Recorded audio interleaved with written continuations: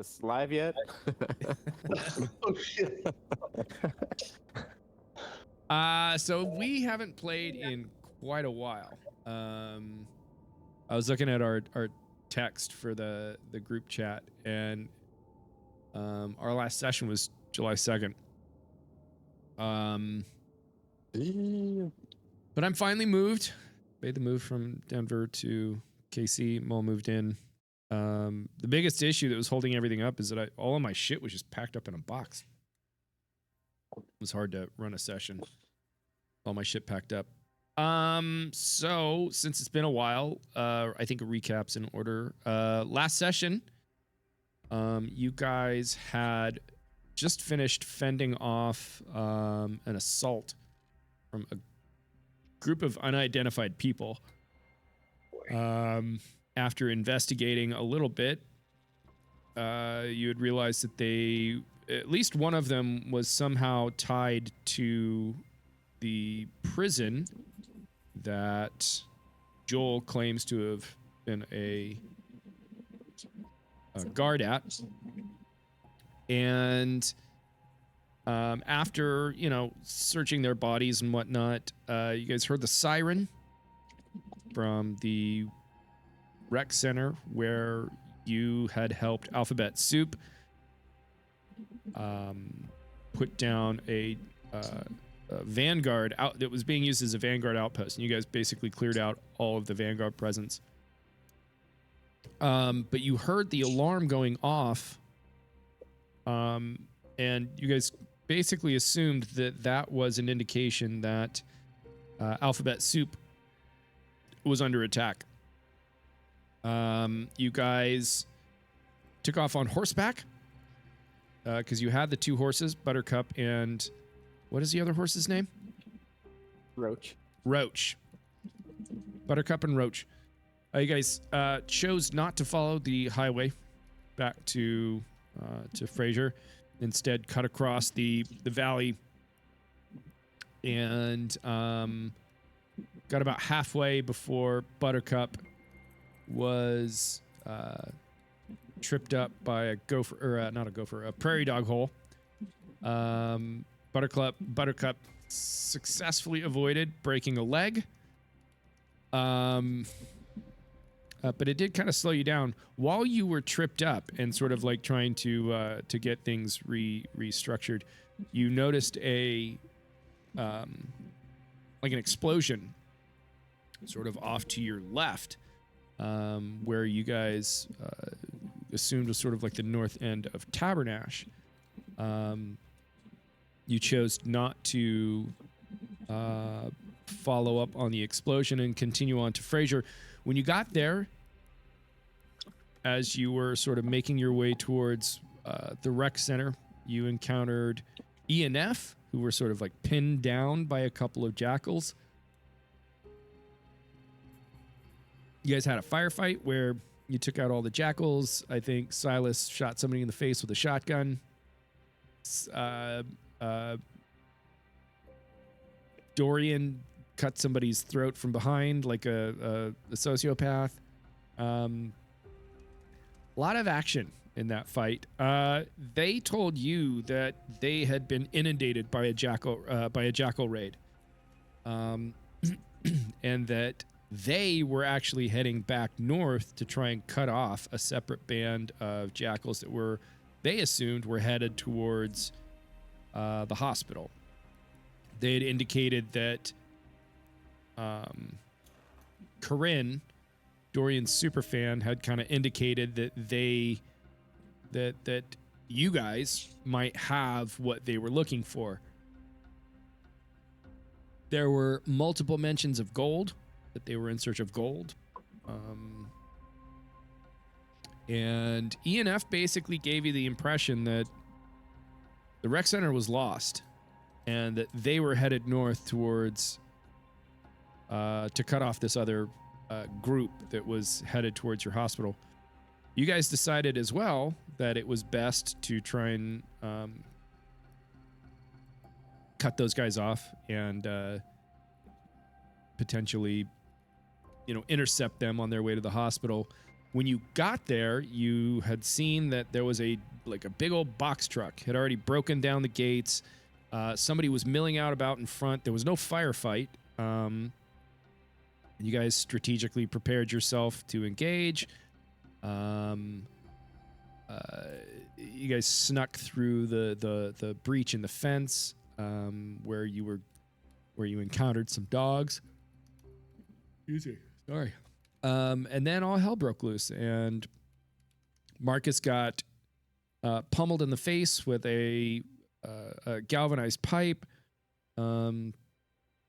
Dorian killed somebody with some throwing knives. Silas, I think this is where you shot the guy in the face. Oh, at the last fight you panicked and you like dry fired with the shotgun. This fight is the one where you shot the guy in the face with the shotgun.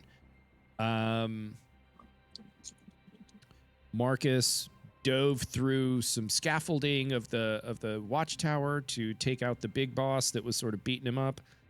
And then the glorious Skylark missile in all of its jalopy glory,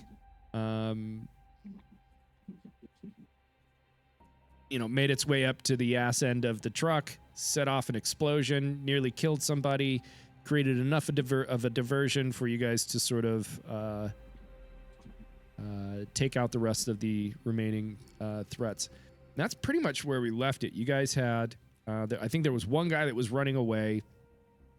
You guys took him out from a distance. Think that you guys had done a little bit of looting of some bodies. You found leather jackets. But I think that's where we left it off. Oh boy, I'm down to 1 health. Yeah, I mean, you guys took a beating. You guys, I'm down to 3. You guys, that was a rough fight for you guys. I got 1 stress and 1 health left. Yeah, I fucked up. That was a tough fight for you guys. There was a moment There where were so many panic rolls last game. So many panics. a lot of panic. Yeah, there was a brief moment where excuse me, where Bunk was legitimately concerned about dying, and rightfully so. I think all of you are, at least to some degree, beaten up a little bit. Silas took a machete, but not badly. Yeah. So if I need to be the human shield for any threats, like, I can go in first. Okay. If you took a machete and it wasn't bad, I wonder how messed up we all are. Excuse me. Like in the story. Yeah, I mean, We just look like shit. Marcus took a nice I took a machete, but not bad. bash to the face with a galvanized pipe.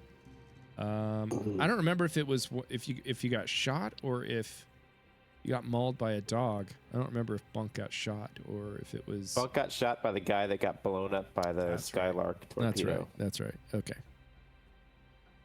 Anyway, I'm trying to find the rule book there so that I can read through some shit. Damn it.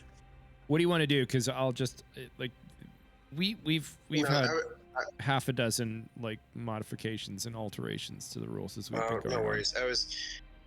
I'm wondering if my second wind ability is what saved me. No, you were never reduced to 0 hit points.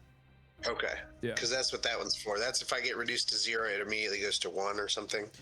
Yeah, I think you have to make a stamina roll or something to that effect. But you have the ability to avoid taking a critical injury once per session.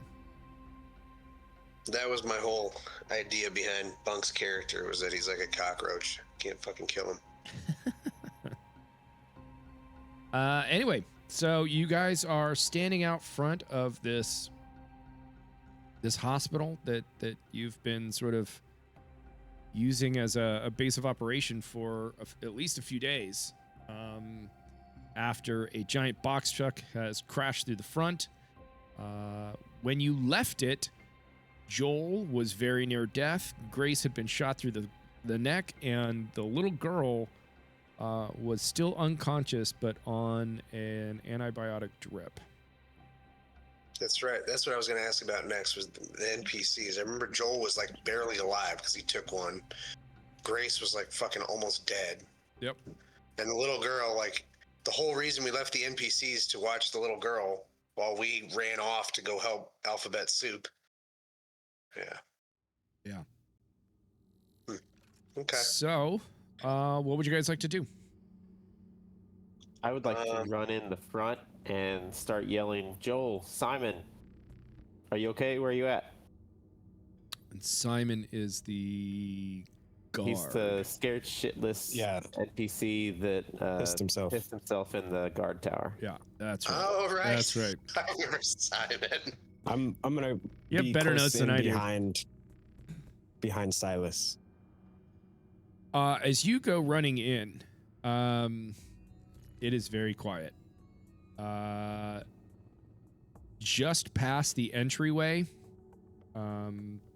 almost in like the hallway that connects the big triage room to all the other rooms, you just see a body laying on the floor, and all you can see are like the feet, like the bottoms of their feet. Just sort of what you see when you initially run in.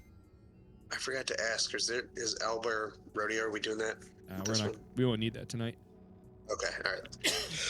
Just dice. Oh, I still got to do that one. Or you can just roll manually, I don't care. I like it, dice. Yeah, so running in. Yeah, I will. It's very I quiet. will run in and check to see whose body that is laying on the floor. Laying on the floor, you see Simon, who has taken 3 shots to the chest. He is lying on his back, and he has a very sad and confused look on his face. And he is very dead. Right. But go ahead. Yeah, if you got more to say, I'm taking it all in, kind of looking around, seeing if I see Joel or Grace. You see signs of, a struggle, obviously, with, Simon's dead body. No sign of Joel, no sign of Grace, and the little girl is not lying in the gurney. Place is basically empty, other than Simon. I will go further in and still, I don't care about being stealthy. I am loudly announcing my presence and calling for Joel, since he was the last person that was essentially awake in this place when we left it. Yeah. No response. Is there a back hallway or anything that I can check? I mean, in this room, no. The hallway that you've seen people go down to the bathroom is off towards, like, it leads off to the east. There's a hallway down that way. I don't think anybody in the group has actually been down. Yeah, I'm doing a sweep, sawed-off shotgun out at the ready, looking for the people that I know. Okay. So you get down to the end of this hallway, and there is sort of like a series of lockers. There is, the 2 restrooms. There's men's and women's restrooms. And then there is also a set of stairway. There's a small stairway leading down. And you can definitely tell that there is a door at the bottom of that stairwell. I will call to the rest of the group, like, hey guys, I haven't found anybody but Simon. He's dead. I'm gonna check this basement door. Anyone want to back me up? Yeah, I got you. I flip my knives, get them ready, All right. and then I make them disappear. Sweet trick, Dorian. Do you still have that that flashlight that you were using when we were driving over? Do I? Yeah, LED flashlight. Still in my backpack. Reach in, grab it. You want me to hold it? Yeah, you can hold it. I'm gonna keep. Oh, you know what? I'm gonna switch from the shotgun to. I have a 45mm service pistol, so I'm gonna switch to that. And I can hold it at the gun, you know, like you see on the TV. Yeah. I like that. All right. So Because I don't know flashlight. anything about guns. Anyway, Yeah. that sounds legit. So you get down to the bottom, and this is only like 3 stairs. It's not like a huge staircase, but it's 3 stairs that lead down. Heading straight forward is one of those doors that says, dude, you know, emergency only, alarm, etc. All the warnings that, like, if you open this door, an alarm's going to go off. But then at the bottom of the stairs, there's sort of like a landing. And if you do like a 180-degree turn, there's a door that reads boiler room.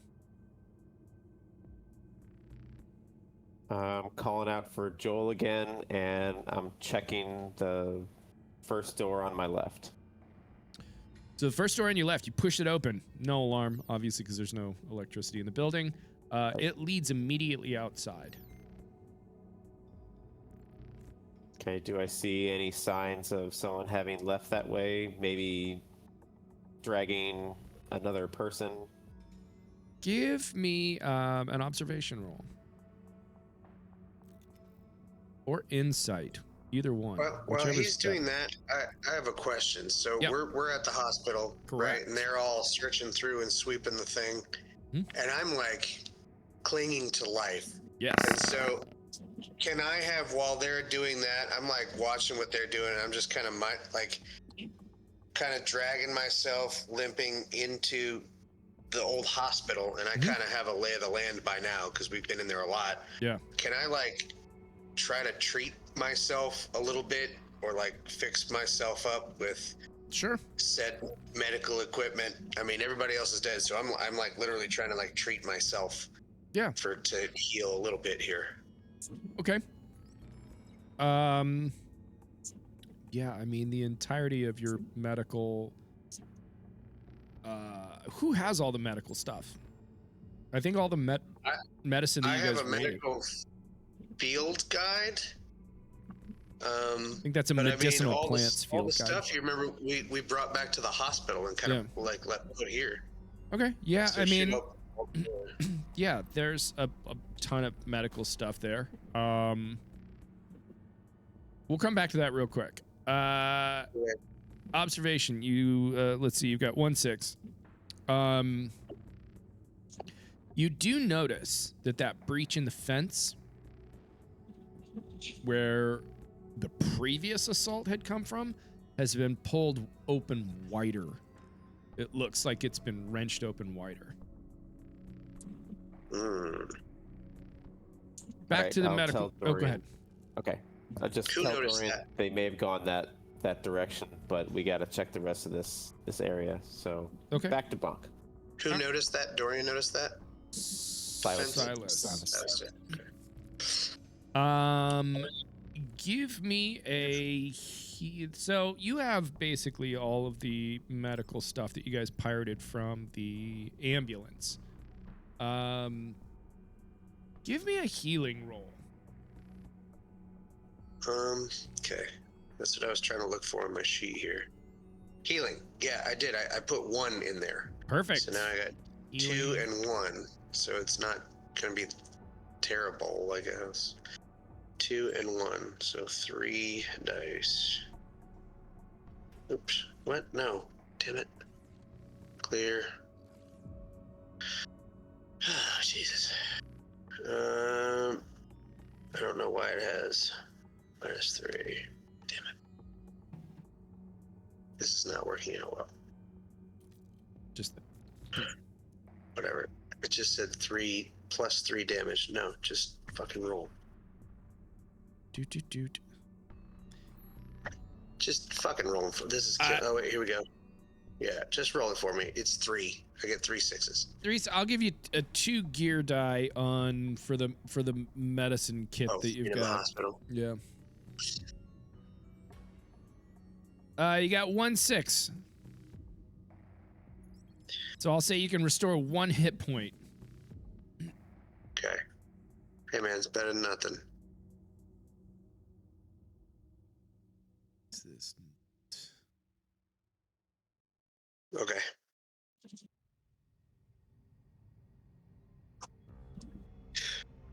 All right. So you guys, for all I know, they're all just kind of searching the area. They found a dead Pennyweight, that dude that was in the tower. That's what's his fuck. He's dead. And they saw a pulled open, Simon, and they got a pulled open gate even further. And we still can't find our dude, our former inmate guy. Correct. Joel. Okay. What about the little girl? Gone. No sign of anybody. Excuse me. Sorry. I'm checking the next room. The boiler room? Yeah. So you open the door to the boiler room. It is clear. It clearly has not operated in a long time. It's a small room that's just barely big enough to fit this boiler. Give me. You don't see anything immediately. But give me an observation roll.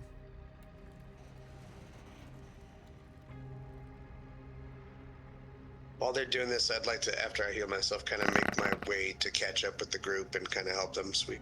Okay. So I'm there. Okay. 6. So with 1 6, you do notice.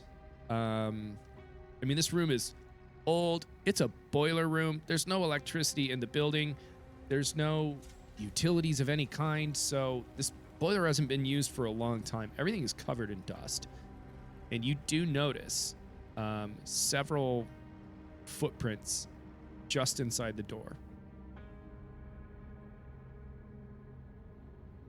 I'm calling out, Joel, Grace, is that you? Little girl who was sick? We're friendly. No response. Can we tell where the tracks footprints were going, or are they just like? I mean, everywhere? you can pretty much see the entirety of this room. When you open it up, this room is just barely big enough to store this boiler. And it's not like this boiler is for a huge college campus or anything. This is a small boiler that would have been big enough to service like a small rec center. Does it have a door on it? It's got one door. The boiler? Does the boiler have a door on it? I mean, it has a manway on it, sure. Yeah. With Okay. one of those sort of things. Yeah. Okay. I'd like to open that. Okay. Give me a force check. Okay. You're gonna have to roll for me, but I get a 5. 4 strength and 1 force. I get a 5. You got 1 6. So you get into this manway door, and you get the impression that it's been years since the last time this thing was open, because you had to lean your entire body into it, and then finally, when it gives way, literal rust dust kicks up, and like you can taste iron in your mouth. And you do open the manway door, and you look in, and it's filled with, it's empty. There's not even any water left in the boiler. It stinks. Okay. It smells like the water's been in there for maybe 15 years. Any All right. crevices that like a child could fit into in this place, or we can see everything? I mean, the boiler isn't sitting flat on the ground, so like even if you kind of looked around, Raised. you could see under the boiler to see if there was somebody hiding behind it, and you don't see anything. The only thing you see are the footprints that are like immediately inside the door, and they're kind of scuffled, like they're collected right there at the very front. They don't lead off deeper into the room or anything like that. Did we look behind the door? Did the door swing into the room? Have we checked behind the door? You check behind the door and you find nothing. Okay, cool. I tell everyone I don't see anybody in here.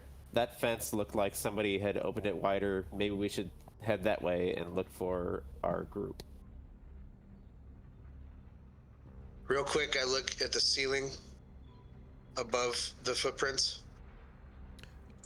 It is a concrete ceiling with the saddest looking light bulb you've ever seen. And I look at the floor around where the footprints are, and I don't find any. I don't see. I would like to observe and see if I see any sort of trap doors or some shit around there, that some sort of hiding place that I'm missing. This whole room is made out of a foot thick concrete. Okay. There's no trapdoors. This room is specifically designed so that if there were a boiler breach, it would be contained in this room. We don't have a Breaking Bad sort of situation where underneath the boiler we have an entire meth lab or anything like that. No, Okay. just nothing checking. like that. Okay. It's a pretty sinister YMCA that you're Ryan, describing. the whole time that they've been inside, Marcus kind of like maybe partially concussed and like both eyes kind of blackened. He saw everybody go in, but he remembers when this fight broke out, people were coming from around the back, so he's going to kind of holler towards the opening of the building. Just I'm going to check the perimeter and just kind of make his way while they've been doing this around the back, just looking to see if there's any kind of exits from the building, from the exterior. No, I mean, as you're saying you're gonna do a perimeter sweep around the building or The around building, like yeah. the outside of the fence. No, inside the fence around the building. Okay. While he's doing that, in parallel, I'm going to say I'd like to go check the hole in the fence and see if I can pick up like some tracks or some shit and see, because it looks like people went through the fence there. Okay. So Marcus, you head out. Which way are you going around the building? Clockwise or counterclockwise? Counterclockwise, because I was on the right side or the east side of the building, so just kind of stumbling my way north from that Okay. whatever that thing I was in. And I guess he said we're not using the map, but I'm kind of just using the map. So you said you're going clockwise around the building. Counterclockwise. Counterclockwise. So as you go around the building, first thing you see is sort of the same thing that I've just described to Silas. You run past Tony's, pitiful unmarked grave. You see the breach in the fence. You're like, it looks like it's opened a little bit. Keep chucking around. You run past the dogs.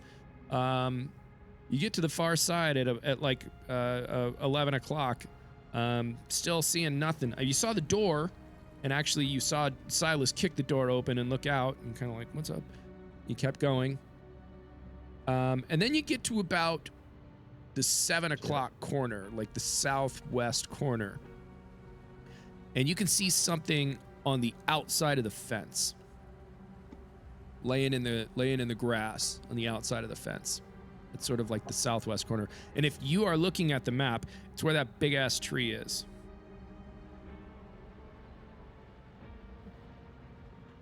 Okay, so kind of like down. Yeah. Sort of like Down here. the southwest corner of the compound. But it's on what you're seeing is on the outside of the fence. Okay. Is it like discernible what it is to me from this distance? Not really. Give me an observation roll. To see if you can tell what If it I were is. to use my binoculars or my sniper rifle scope, would that give me anything? Okay. +2 gear bonus. +2 gear bonus. And you said observation or Observation. what'd you say? Observation. So that's 4 +2 gear bonus, but then I've also got 2 stress. Oh wait, I can do this on here. So let's see. That's You can roll manually 4. too. So there's all of them. Let's do it. Roll, goddammit. Did it show up for y'all? No. Did a dice. They're just shaking. Like a Just roll live dice. okay. That's 1-6, no No panics. Sweet. So from where you're sitting, you can tell there's more, but you can distinctly see the hindquarters of a horse.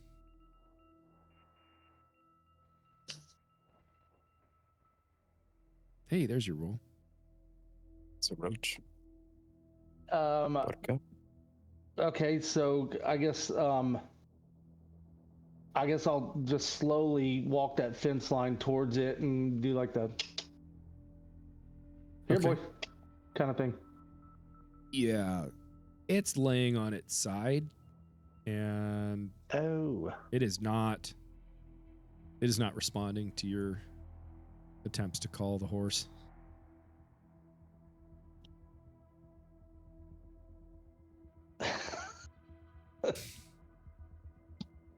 yeah, I guess I'll holler back towards the building and be like, guys, I think we got a dead horse out here. Just like dead horse. I come running out. Which side of the fence? Outside of the fence, southwest corner near that big ass tree. I go out the hole in the fence and I'm sprinting that way. So Gun you, still out, flashlight, the whole thing. I'm looking as I'm running. so you take off running. And Marcus, Marcus is there. He's got eyes on the scenario. And Marcus, you just see Silas in a panic, just rushing around, coming around the fence. And Silas, you eventually catch eyes of what Marcus is pointing out, and you see the body of. So 1, 2, and 3, it's Buttercup. 4, 5, and 6, it's Roach.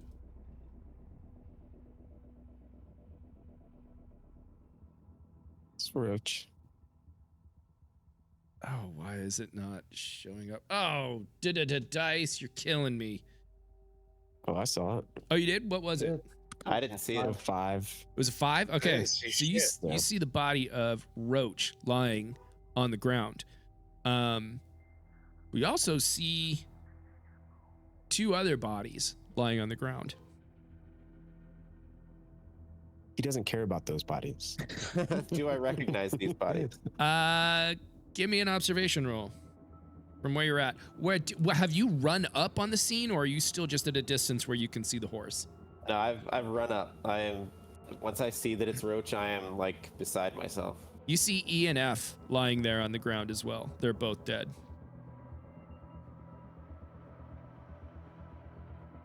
Lucky fuckers, I would have tortured you for killing my fucking horse.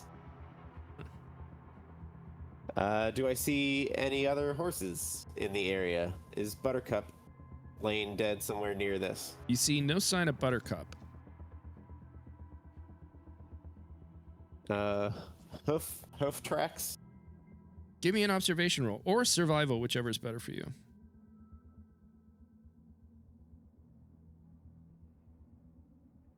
Actually the same, so...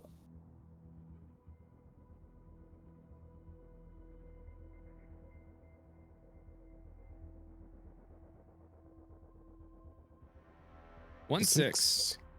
Now I see the dice. I don't know why the 3D dice themselves are not rolling, but I'm seeing them. You might need to just refresh the page. yeah, maybe. It was showing earlier, but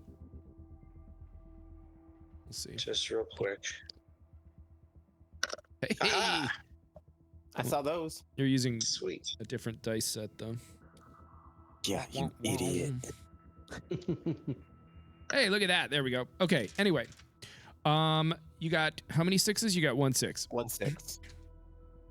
You do see some, it's night, so you're not able to see a lot, but you do see what looks like fresh horse tracks in the ground. Dirt's been turned up, like divots, so to speak. So a lot of force went into these tracks. So you get the impression that Buttercup took off running towards the north.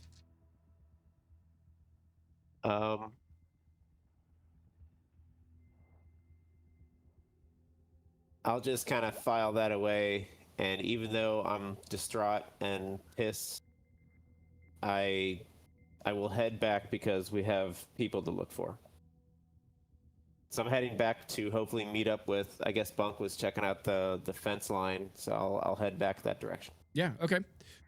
So Bunk, you want to go check out the fence line to see if anybody went through there? I mean, Silas did not stop to investigate the fence at all because he heard that there was a horse in distress. So Bunk, if you want to sort of like investigate the breach in the fence, give me either an observation roll or a survival. I think survival is actually better for you. So give me a survival. That was way better for me. So I get an 8. 1, 2, 3. Oh yeah. There's 1 6 out of 8. 6. So looking through there, it's kind of a mess. Like clearly something or someone has gone through this this fence. Dirt has been pushed around. You know that at least some people have been here, so it doesn't surprise you a whole lot. One of the things you do see is a very small, just like the index finger and palm and thumb of a very small handprint. Maybe Little girl that way, maybe. size of like a little girl. Which way is the palm facing? Which way is the index fingers facing?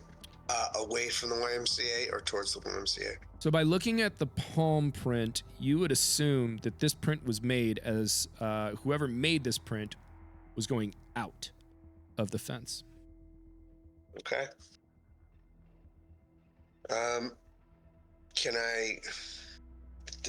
Do I kind of like lose the trail at all, or does it like, can I kind of see which general direction it seems like the tracks are heading, or can I track it any further? Give me another survival roll. If it helps, I hope that I've gotten to this point again, and I'm helping with a flashlight as he's kind of looking around on the ground. Okay, well then I would say you can add a +2 to that roll. Sweet. All right, and I kind of yell to everybody. I say, I got something over here. Oh my God. That's a lot of ones. That's What do you ridiculous. got? Dorian runs Well, over. I say, I got a little tiny handprint, and I point at the hands down here. I'm like, I can't really see anything else of it, but it seems like, we're missing little girl, and this handprint looks like it's facing away. So I think, she had to have been conscious.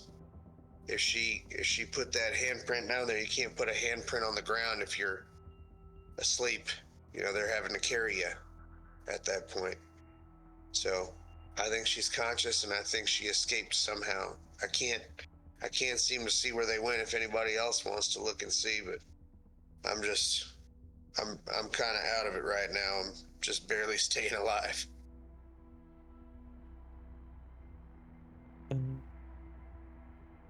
Yeah, I'll take a look, Bunk. Roach, the horse that Marcus and I rode into Fraser, is dead, and so are E and F. They're over south, or no, what was that? The northeast corner? No, Southwest corner. Okay, so southwest corner, and there is one set of horse tracks that led. Did you say north? Yeah. Yeah. Okay. So we might have to check that out, but I start looking around on the ground. So See if I can figure it out. both of E and F, those are the guys we lent our horses, right? Yeah. And both of them are dead, but one of our horses is gone. Yeah. So we'll have to go check to see if they have anything useful on them after this, but I want to try and find if there's any people that survived, because I surely didn't see Grace, Joel, or the little girl, so they're out there somewhere. All right, so.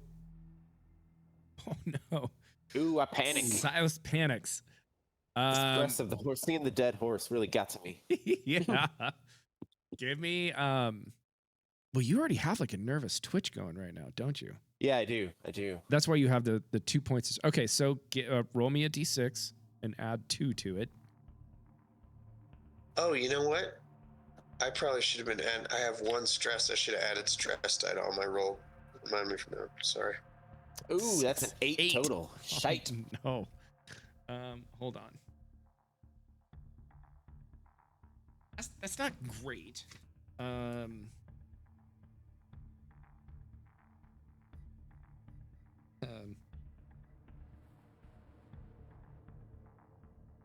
So, amidst all of this, you know, it's already been stressful. You know, and now Buttercup is missing. One of your horses is dead. Buttercup is now missing. So all of this starts to sort of take you over, and you start to tremble. So this nervous twitch that started in your finger just starts sort of like take over your entire body. You're flooded with adrenaline. You're flooded with sort of like sense of nervousness, and you're going to take a -2 penalty to all agility rolls until you're able to relieve some stress. Okay.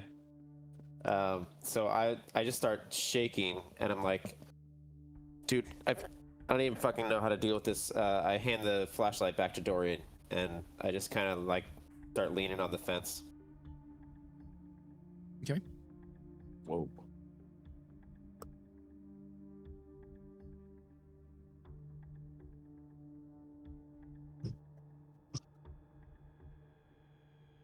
Anybody else want to try anything? So, Simon's dead body's in the YMCA, correct? Yep. And we just like saw it and moved on. We didn't check it for anything. No. And we haven't checked the other bodies. No. Yeah, I haven't checked ENF either.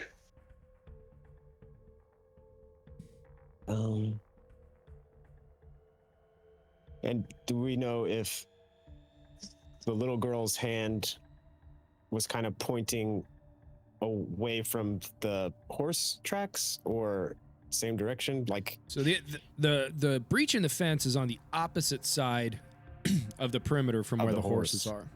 are. okay. Completely opposite side. Okay. But what Bunk was able to ascertain, he was able to make out the handprint, and he was able to ascertain that by virtue of the way the handprint was oriented, that whoever made this handprint was going out. And it's safe to assume that it's the little girl. I mean, it's a tiny handprint. Yeah. I don't know any other Very little kids dainty, svelte fingers. or little people that are traveling with. Nope. We're not in Middle Earth. Would it be worth it if Dorian tried to like see if he could see any more directions of where the girl might have gone, or just like if he like went out a little bit further from? Yeah, I mean, Where they were if you want to going? check it out, give me an observation or even a survival roll. Whichever's better for you. What about this? They are the same. I'll do observation. If you got that flashlight The that Silas gave you, I'll give you a +2 gear bonus on it too. Oh, nice. Okay. Ooh, and I have 2 stress. Yay.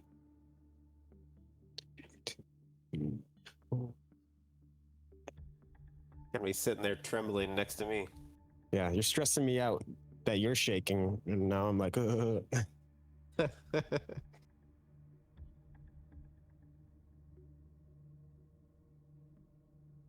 That's 1-6. I see a 6. Nice. So yeah, I mean, Dorian, you kind of do your magician observation thing where, like, you know, you're used to setting up illusions and like, oh, how do I use misdirection to my advantage? So you're like really taking a good look at this.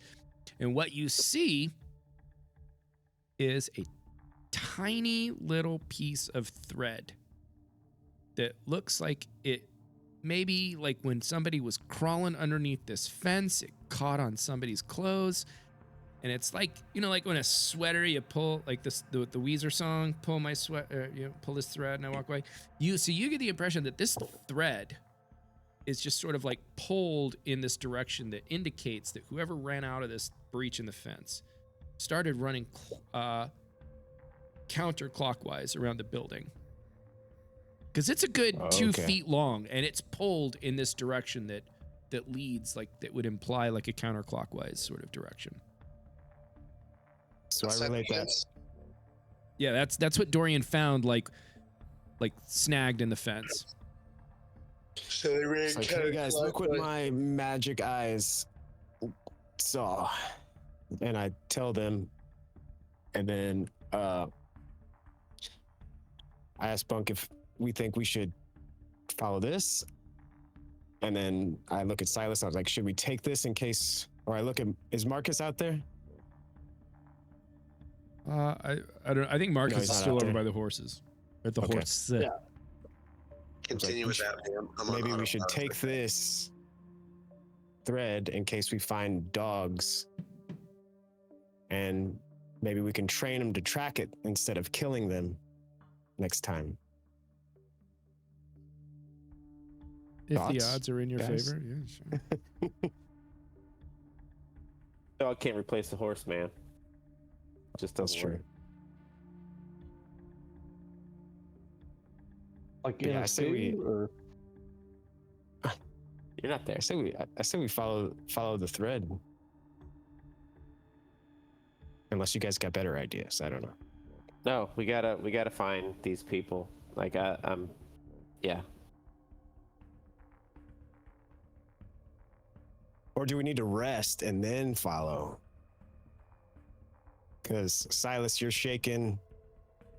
I think Bunk is still army crawling his way through life right now. Yeah. Marcus, are you beat up pretty bad too? yeah, I've only got 2 health. I've got 2 levels of stress. Yeah. I got like just smacked in the face with a pipe. So Yeah, I'm at 3 health and 2 stress. But I mean, do we risk the trail going cold if we wait a little bit longer too? I mean, if we get arrested, Bunk, isn't he a pretty good tracker? Like if we just rest for a little while, Bunk's pretty good tracker. I think they're not going to be getting very far if it's just a little girl, if it's that, you know, the group that was hurting on the inside. They're not moving much faster than we are. So if we get some rest, we might be able to track them a little bit better.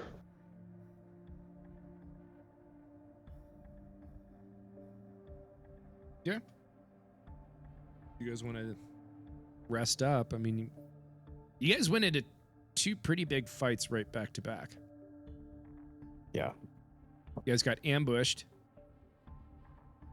And then you went traipsing off to save the alphabet soup guys. And then you came back. Actually, you guys had like 3 big fights in a row. Yeah, I guess you're right. I'm not in great shape right now as far as being useful. But I don't know. You think we can safely sleep here? I mean, shit. We've just survived 2 attacks at this location, and we know that there were more people in Fraser.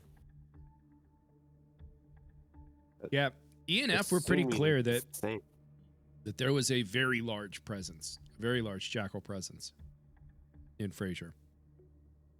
And he did mention that Corinne, Dorian's super fan, said that you guys probably had the gold that they were looking for.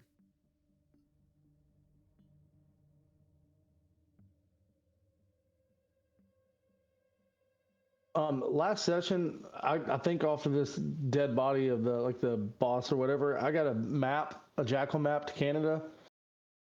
I don't remember if I looked over it just to see if there was anything else on there that might tell us if they've got like a base camp near here or anything on that map that would let me know something about the area that we're in, or is it if it's just a map to Canada?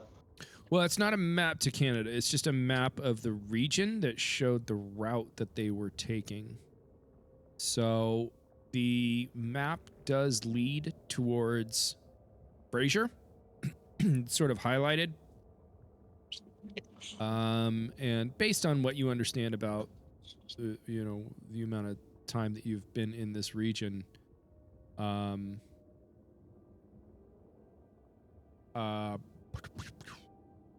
the terminus, so to speak, for that route would be roughly where the rodeo was.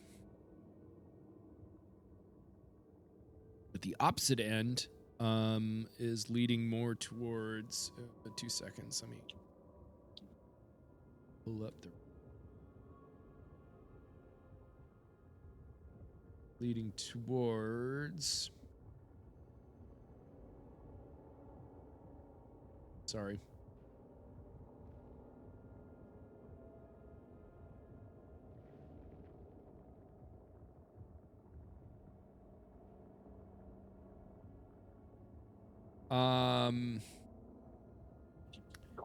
Grand Lake. And I will share that. 2 seconds. In the 300 days chat. Or not chat, but text channel.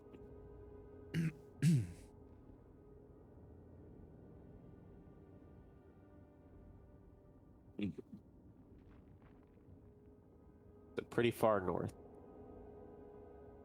Yeah.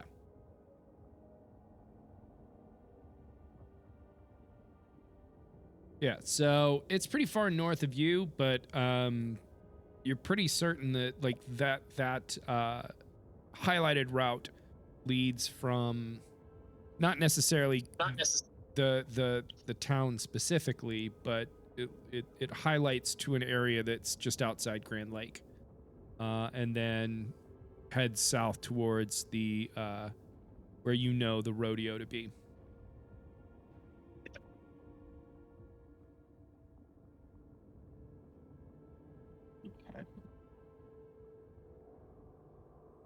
Well, I'd say we could rest here. Like, what's the likelihood that they're gonna try and attack this place that they just attacked successfully?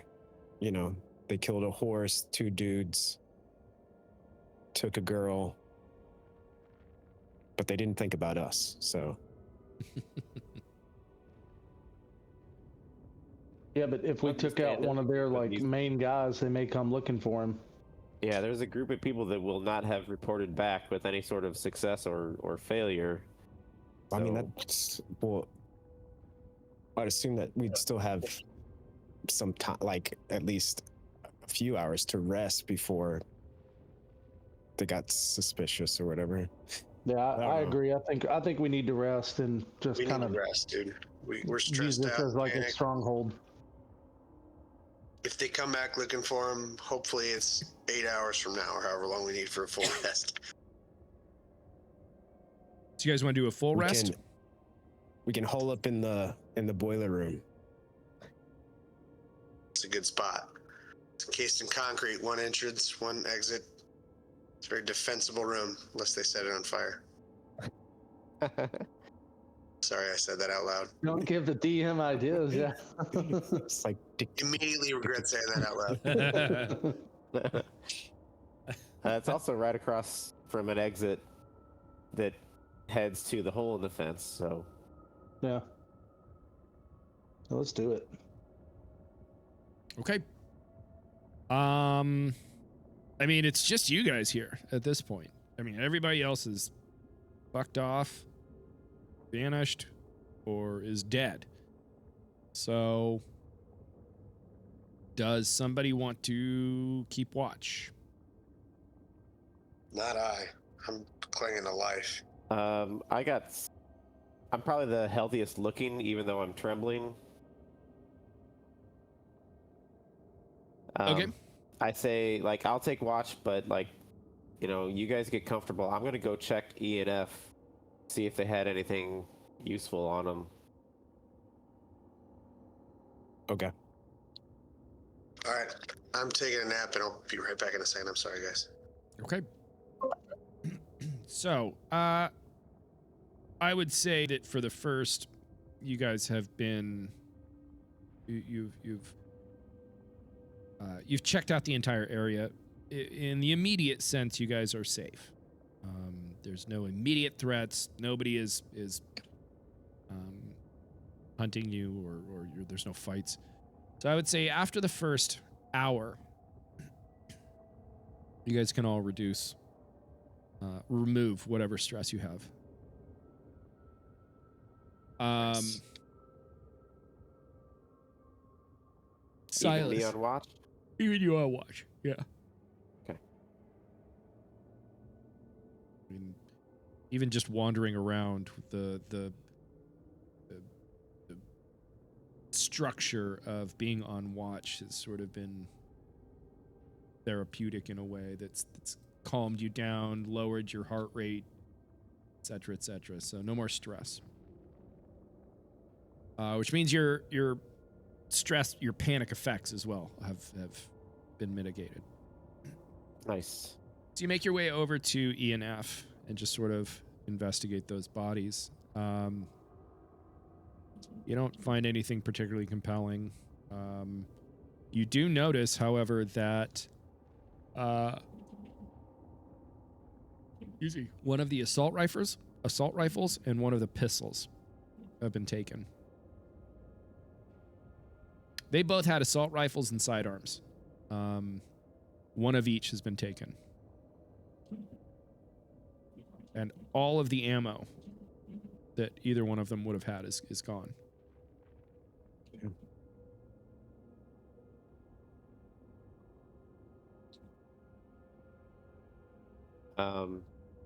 Were they wearing any, like, armor?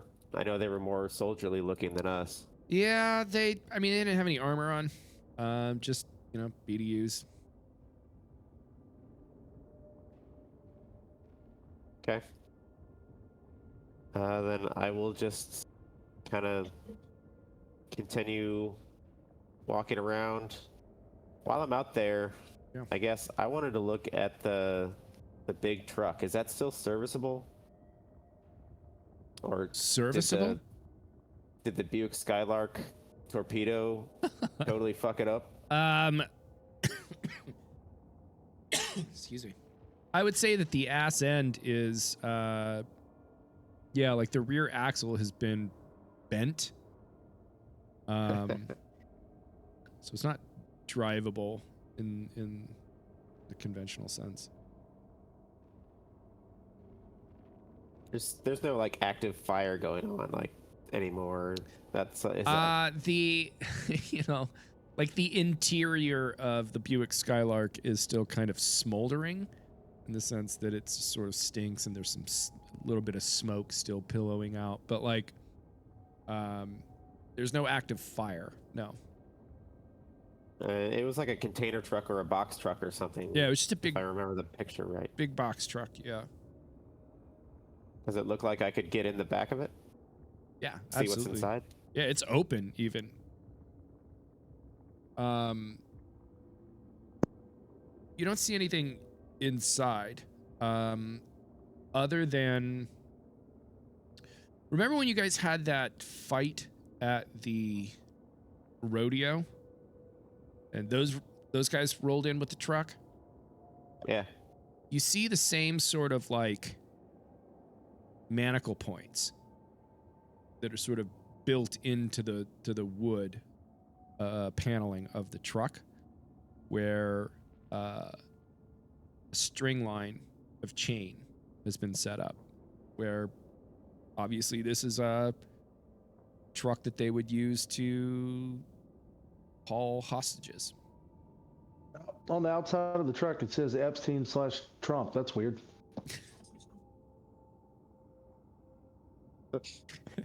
JE plus DJ forever. Yeah, so I forgot to say it, but I pick up the one remaining assault rifle. Okay. I don't have any ammo for that. I'm not interested in it, but I'll offer it up to the group once everybody's awake. But just kind of continue the circuit around. Okay. I mean, it's pretty quiet. Give me an observation roll.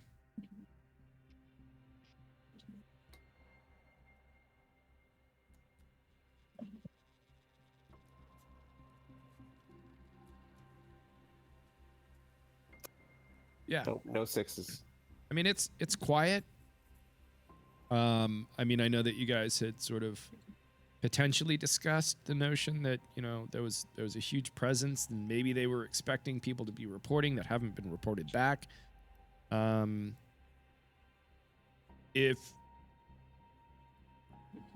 the people in Frasier were concerned about the status of what's going on at the hospital, you don't get the impression that anybody's following up on it yet. Everything's quiet.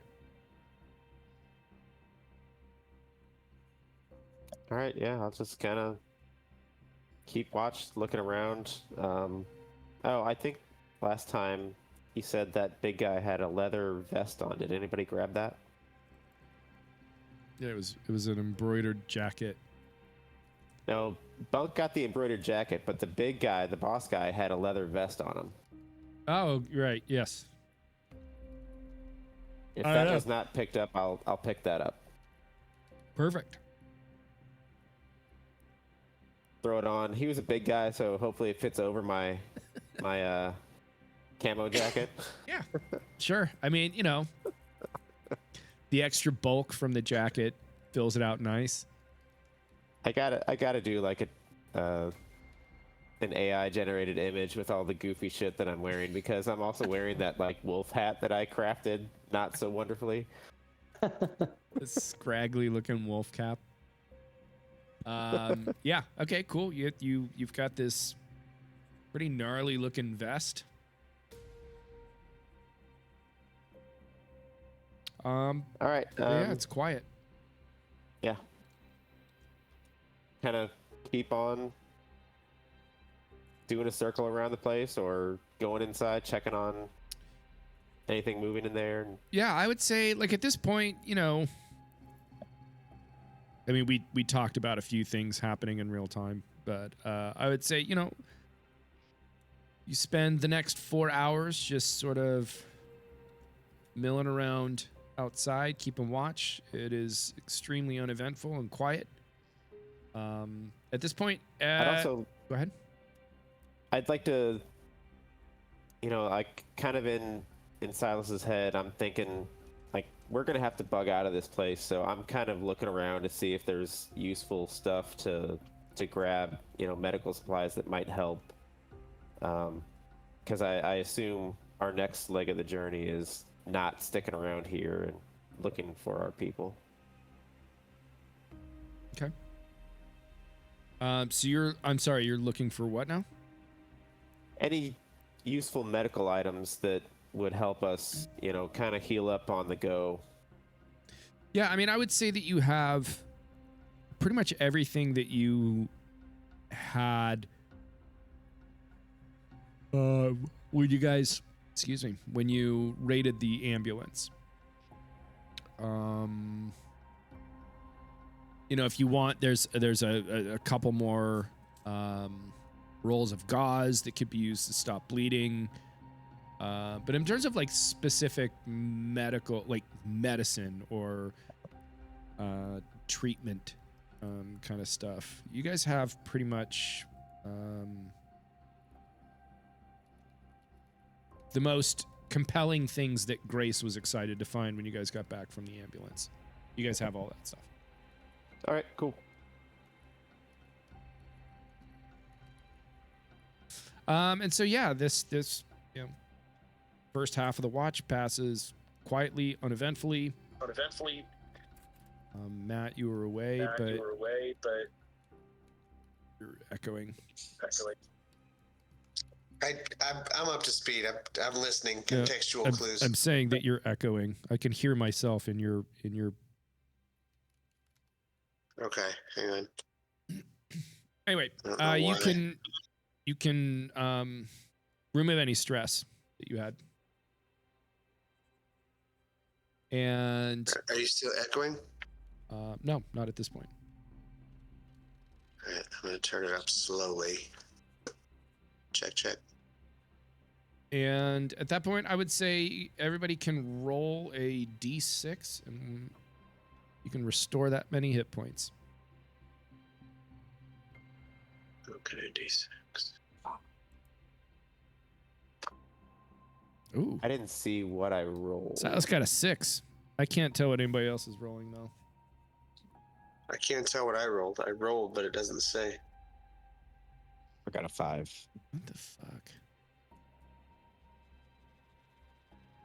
The dice is disappointing tonight. Let me reload real quick, see if it'll do it.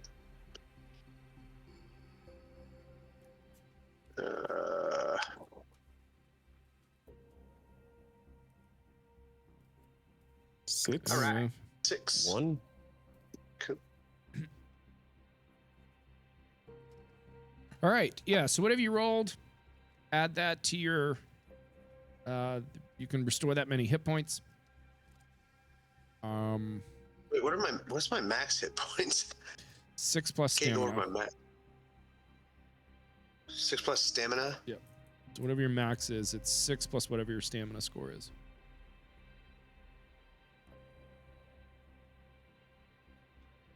Okay, yeah, that's actually max. Cool. And my stress goes away. Yep. I thought I was talking earlier, but my mic was off. I was saying how it sucks that we went on this super dangerous journey to.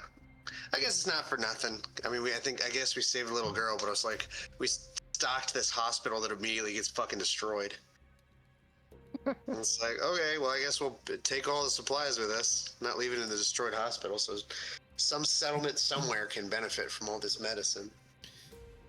Yeah, I mean everybody that you've met so far, like Chet and I don't remember the other guy's name, but like the guards are dead. Grace killed Chet. Simon's dead. And now Tony's dead. Tony's dead. Fuck Tony. Grace is gone. This little girl is gone.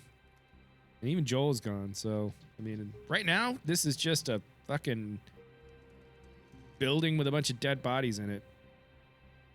And a box truck crashed through the gate. Did everybody wake up now? Are we all good? Yeah, we're all up, stress free. I'm feeling awesome. I'm like, man, I barely feel like I've been shot several times. All right, so Right as rain. are we taking another stretch of rest, or are we moving on? That's up to you guys. I mean, it sounds like everybody's gotten the... Does Silas still need? He says he's on autopilot. The Humane Society showed up and they're trying to get that dog. Oh, nice. Yeah. I was feeling his So neighbor's he going to busy. come out with a shotgun and fend him off. Anyway, I will roll for... Oh, wow, you get 6 hit points back. Somebody when he gets back, we'll let him know that he's got 6 hit points back. Awesome. And no stress. Yeah, I mean that's up to you guys. You if everybody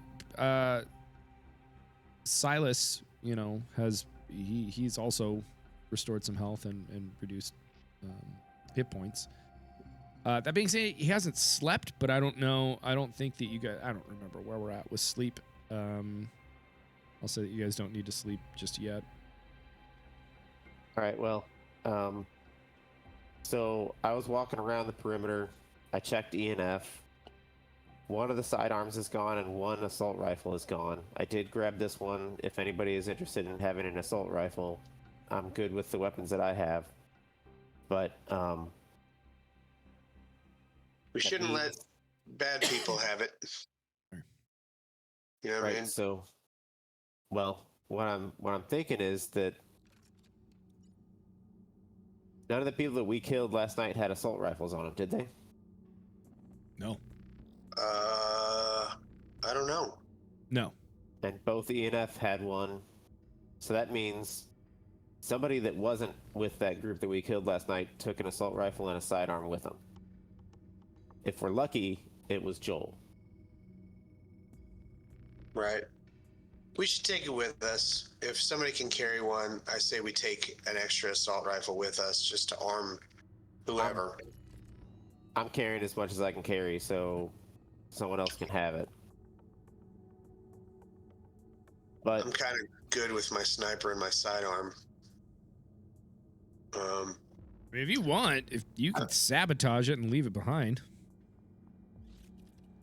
I think everybody's carrying I'm carrying everything I can. I don't think I can carry anymore. Dorian, you want it? What?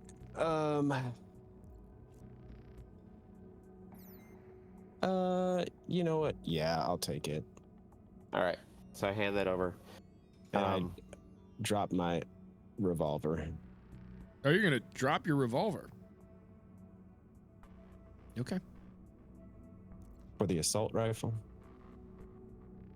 Yeah, I mean, to be clear, there's a clip in it. You know what? Nah, I'm gonna keep my revolver. Okay. I dismantle it and I'll chuck the one piece of it over the fence, like whatever the smallest, most pertinent piece to a gun is that Silas would understand because he grew up in a military family. He chucks it over the fence. Matt has zero clue about what that would be. Perfect. Silas absolutely knows that, though. Yeah. So, all right, guys. I think we're wasting time. We gotta track down, first of all, our people. And you said they went counterclockwise around the building, which means north then. So maybe if we're lucky, we find a horse and our people. But horse comes second. We got to find the people first. Okay. So, and to go back to what Silas initially found, you did find horse tracks, and like I said, they were horse tracks that implied like a full-on gallop heading north.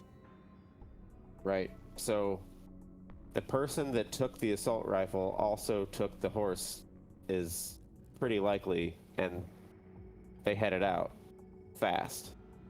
I don't know if one of our horses could carry 3 people, but if it was 2 adults and a child, maybe. That'd be cool.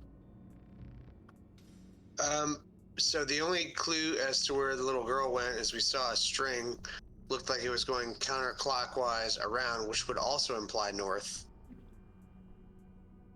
Kind of, yeah. No. Yeah, let's start there and see what we can find. Okay. In the dirt. I keep looking, following. Now that I know and I'm looking at that thread, and that we've seen that, I'd like to continue counterclockwise around with fresh, rested eyes in the daylight. Is it daylight now? We'll say it's like 4 a.m. Okay. I'll borrow. Like Silas, can I borrow your flashlight? Cause Dorian has that. It's his. oh, Dorian, I'd like to borrow your flashlight if I could. Sure. I want to keep looking and see, because it looks like this string's going around counterclockwise. So I need to kind of follow her around and like see where she's going. See if we can't find this little girl. She's probably scared, and Lord only knows. So I don't know if I need to roll observation or survival or what, but I'm a tracking. You don't see anything else. Okay. Well, we can see where those the horse tracks lead off to the north. I don't see anything else. I mean, Yeah. the only clues we got right now is we got one live horse and horse tracks leading off that way, and that's the best lead we got, y'all. Unless anybody else has any better ideas, I say we follow. No, I like it. Let's go check that. Cool. So you guys are gonna head So off. we got Marcus on autopilot behind us, following us. Perfect. Mhm.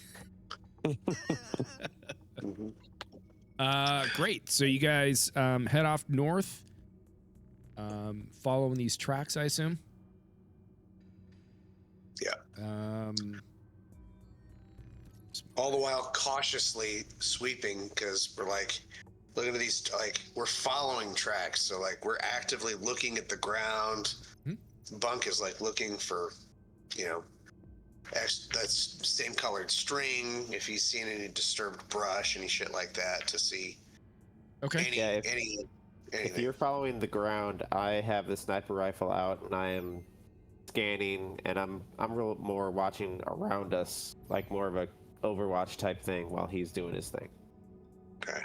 All right. So you guys head out north. And you follow, these horse tracks. It's not easy. The tracks kind of, you catch a divot here and a divot there, and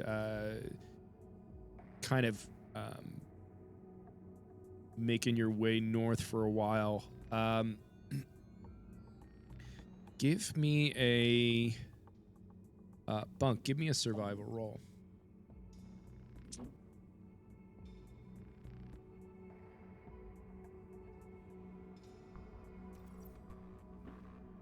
Let's see if it works. It was working just now. Hey! Come on, man. No six. Bullshit. You're able to keep track of the tracks. They seem to be heading in one thing you do notice is that it's no longer at a dead sprint. This horse was able to maintain a dead sprint for 100 yards or so before it clearly slowed down. But when it's the dead of night, 100 yards away from a fight in the dead of night in the middle of the wilderness gives you a pretty good advantage in terms of being out of sight. And looking back, to where the hospital is, you can barely make out the hospital outside of the glint of some of the fencing that catches the moonlight just right. So, that being said, you are still able to find the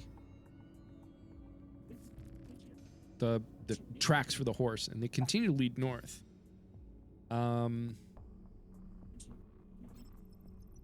Give me so Bunk is the one that's in charge of tracking the horse, yeah? Yeah. Okay. Give me another observation roll. Okay.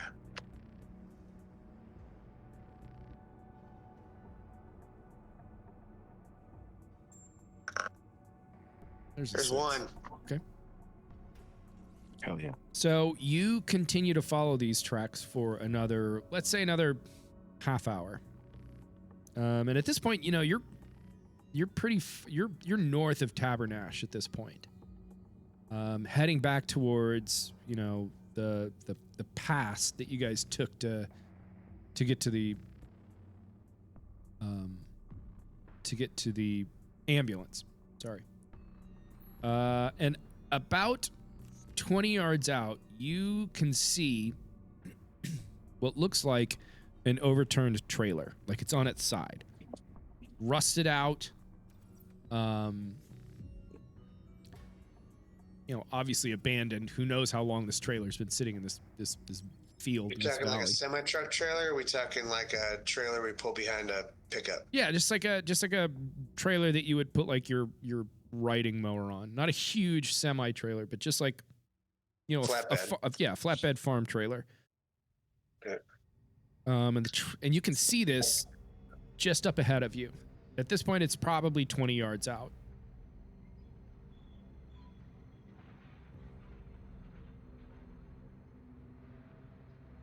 It's still, I mean, we're talking 4 a.m., so it's still dark out. Still dark. There's a full moon, how clear far? skies. How far out is it? About 20 yards. 20 yards. At most 30 yards. Is there a truck or trailer? Or is there something attached to it? No, it's truck attached to it. There's no truck attached to it. You know, you can't really get. I mean, it's dark, so you can't really get a good look at it. But it doesn't. It looks like it's been abandoned for a while. It's overgrown with brush and weeds. So Okay, that's what I was trying to see if she'd Sorry. been there a while. Okay. Does everybody see this? I mean, I'm kind of looking at the ground, so I'd probably be like the last one to see this, right? I don't know. Everybody get up. If anybody else wants to see if they notice it first, I before. bet. Silas would have seen it first for sure. Silas or Dorian. Dorian definitely saw it way before Bunk did. All right, you guys are following these tracks that Bunk has been navigating, and the both of you see. Hey, what's that? You both notice that there's this overturned trailer. You guys Kind of. like fan out and see what Check this it. is? Yeah. Hell yeah. I feel like one to each side type deal. In true Bunk fashion, I'm kind of.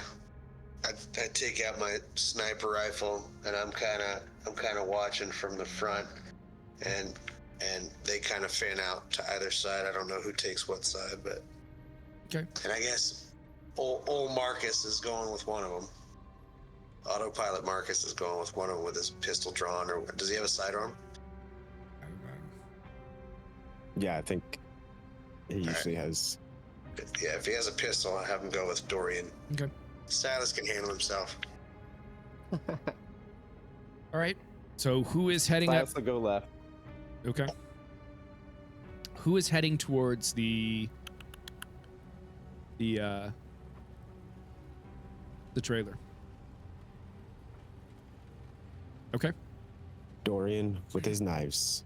Dorian is knives. Dorian, With- are you making an attempt to be stealthy at all? Oh, yes, 100%. Always. All right. I will roll. Okay. Yeah, I'm also heading that direction, but to like get a position around. So I would also like to be stealthy. Okay. Does anybody want to? Do you want to like? Okay, yeah. Tell me what you want to do next. Okay. At 1/6. 1/6, perfect. And so you're just making your way. Yes. At least you didn't panic. So you make your way towards the trailer. And as you get closer, you don't really notice anything.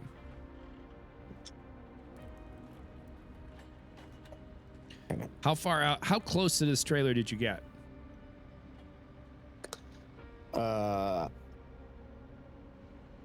Like, well, I'm going slow. So we started 20 yards away. Yep. I'm gonna try and get what's probably 10 yards away. I think I can do a good knife throw pretty accurately. okay. So you're going to get 10 yards out. Yeah. So you get about 10 yards out. And you notice a couple of things. First thing you notice is that the brush sort of like in front of the trailer has been sort of matted down, almost the way that like the grass would be matted down where elk bed in a meadow. But you also see what looks like kind of like some trash. From where you're at, it just kind of looks like there's some trash laying on the ground.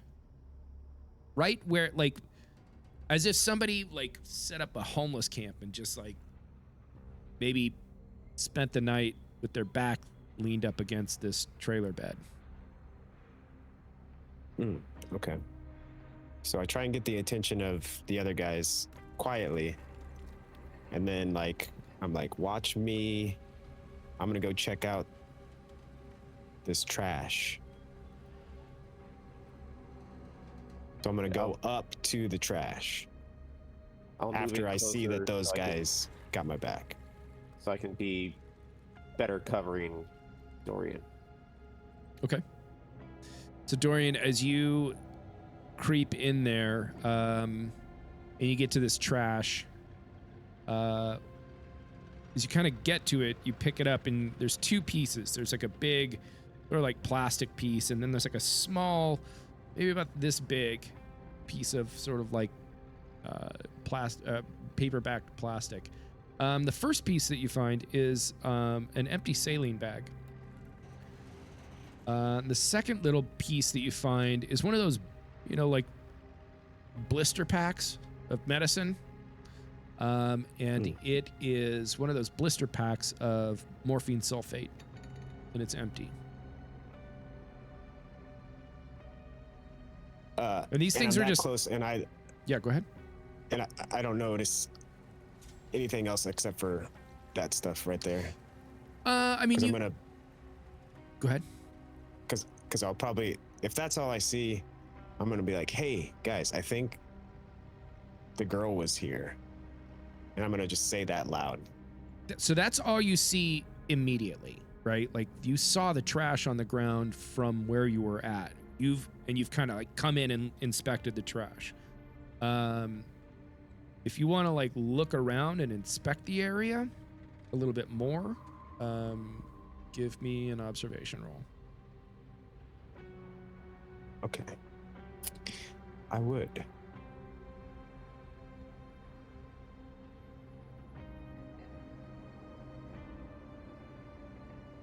Nada. You don't see any. You no sixes is what you're saying. Bummer. Yeah. I mean, looking around, the only other thing you do notice is carved into the wood of the bedding of the trailer is a message that just reads, "Keep moving." And the only reason you're able to see it is not because you had to inspect and hunt to find it. It was pretty obvious. Just from looking around. It just says, "Keep moving." Give me an insight roll. Or actually, give me a survival roll.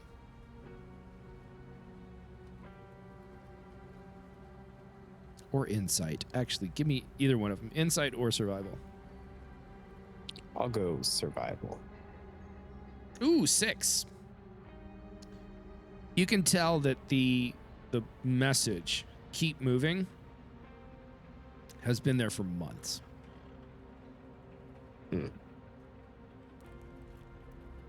But the trash is pretty fresh. Yeah, and I mean, you know that you guys procured morphine sulfate from the ambulance, and you know that before you left, you had Grace on a saline drip. Guys, I think I'm still watching. I'm 20 yards out watching you guys through a sniper scope, waiting for some sign that you guys are like coast is clear. So I can't hear a fucking thing you're saying. I don't think anybody's having a conversation. Like dudes. All right. Come this way. I'm trying my best not to metagame here. So I'm like, all right. Come up. What do we see? What's up here? We got what looks to be like trash, but if you take a closer look, we've got empty saline and some morphine. She was on a saline drip, and I think that little bit. Okay, that's the morphine. That's the morphine shit from the hospital. This could possibly be the little girl. That's what I'm thinking. Yeah, and now that Bunk, and I don't know who else I'm there, has moved in. Okay, if you guys want to inspect the area. Yeah. I would like to inspect the area. Give me either a survival or observation roll, whichever's better. There is 1-6. I got 1-6 on observation. 6 on. So on the observation roll for Silas, you notice that the horse tracks.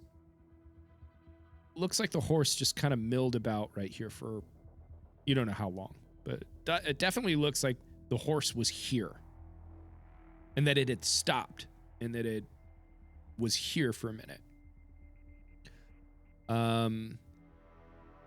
Bunk, you notice in the ground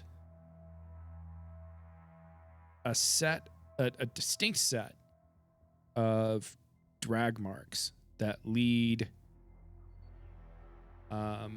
towards the horse tracks. So there's sort of like marks? Yeah. So there was like this sort of like this clearing where Dorian found the trash, the saline pouch and the blister pack for the morphine. Okay. And so what you are seeing is that from this little clearing area, you're seeing some drag marks that lead back to these horse tracks that Silas found, where this horse seemed to be just like hanging out for a minute.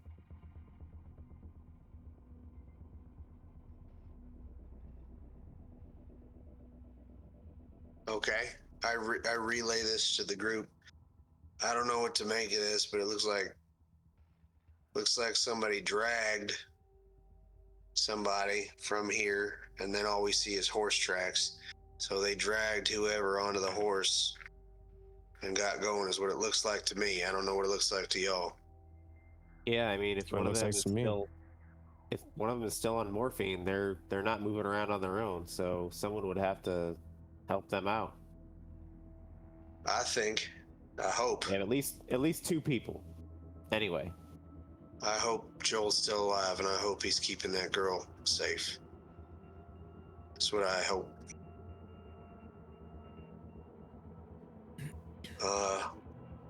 Let's follow these horse tracks. So can we tell where the horse tracks are heading? Yeah, they continue north. Okay. Yeah. Let's keep moving. Okay. So you follow it. Go ahead. Before we keep moving, can we have a bathroom break? Oh yeah, sorry. Yes, it's we're almost 2 hours in at this point. Yeah, so we'll take a quick break. We'll say like 5 minutes. We'll come back and we'll pick it up there where you guys follow horse tracks north. All right. I believe, is Ryan still dealing with his neighbor, or not his neighbor, but with the? He is. Okay, well. It's going to throw a wrench. My plan. Anyway, So, you guys find this trailer, find a few signs of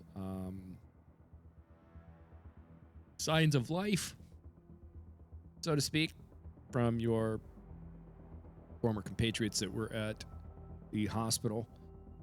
And you see, again, these tracks just continue north. And at this point, it's about 5 a.m. Light is starting to come over the trees. You know, you guys are still in the valley, so the sun hasn't completely cleared the valley yet, but you know, first birds of the dawn are starting to chirp and such. And so you're getting a little bit more light. So it's slightly easier for you guys to follow these tracks. Would you like to continue north? Yes. Yeah. Affirmative. Okay.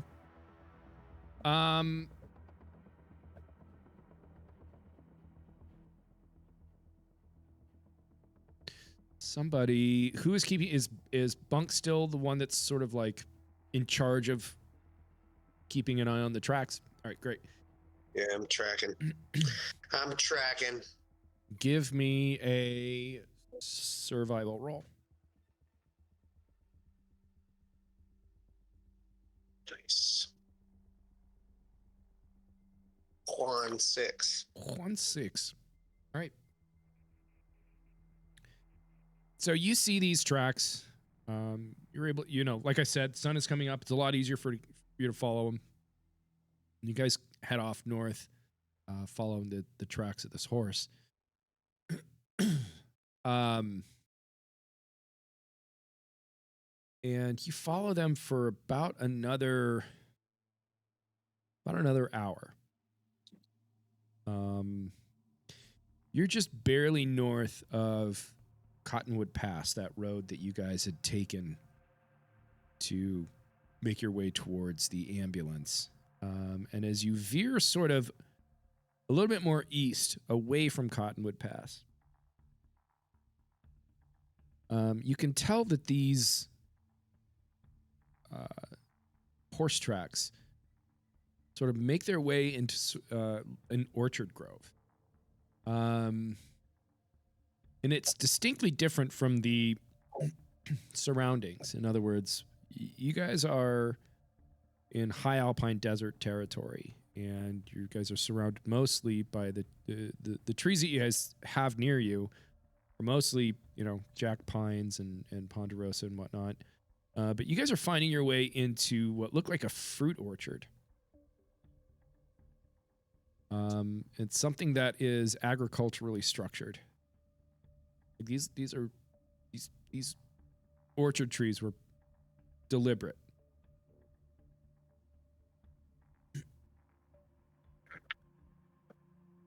Okay. What are the orchard trees? They're deliberate. Are they deliberately in a circle, or are they deliberately set up in an orchard, like rows? They're rows. Yeah, they're in rows. Okay. They have any tasty looking fruit on them? Right. I believe somebody has a medicinal and edible field guide manual.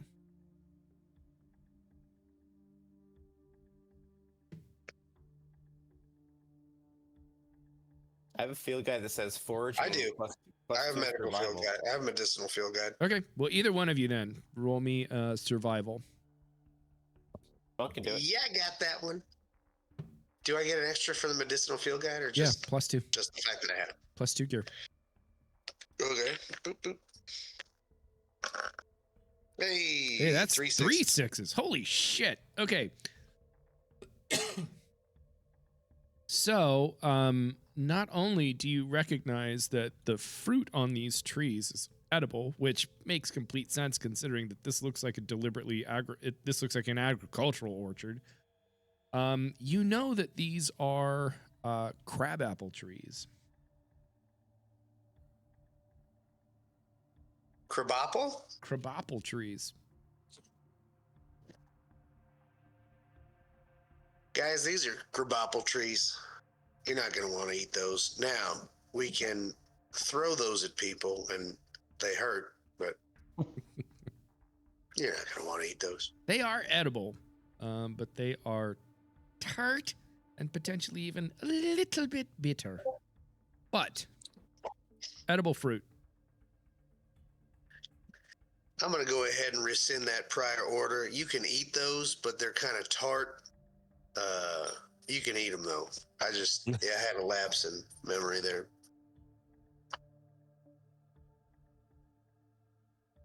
I'll try a few. I will also eat a crabapple. Okay. They are fucking sour as shit. If your face inherently does one of these numbers, they're tiny. They almost give you. It's almost like you can feel the acid from these crab apples, like having an effect on the enamel of your teeth, where it's like, but. These are terrible, boys, but they stave off the scurvy. They do I indeed. don't want that. You guys all have +2 on stamina rolls versus scurvy. Yeah. So you guys are in this crabapple orchard.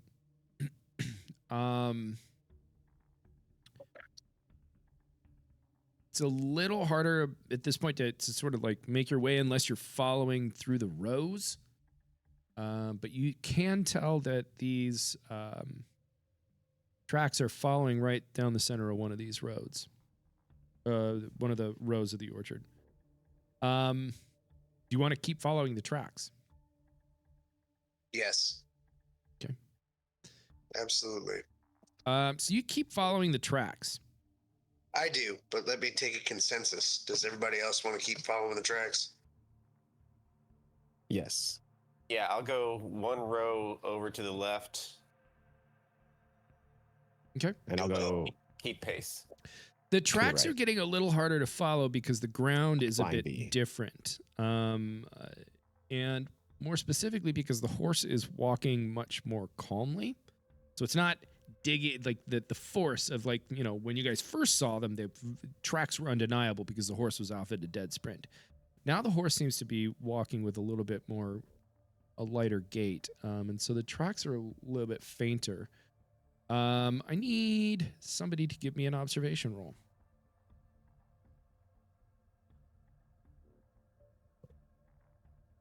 Anybody else want to do an observation roll? It's not a I've got a survival roll. 5. I've got a 5 on observation. I got a 6. I also have a 6. All right, let's let Silas try his luck.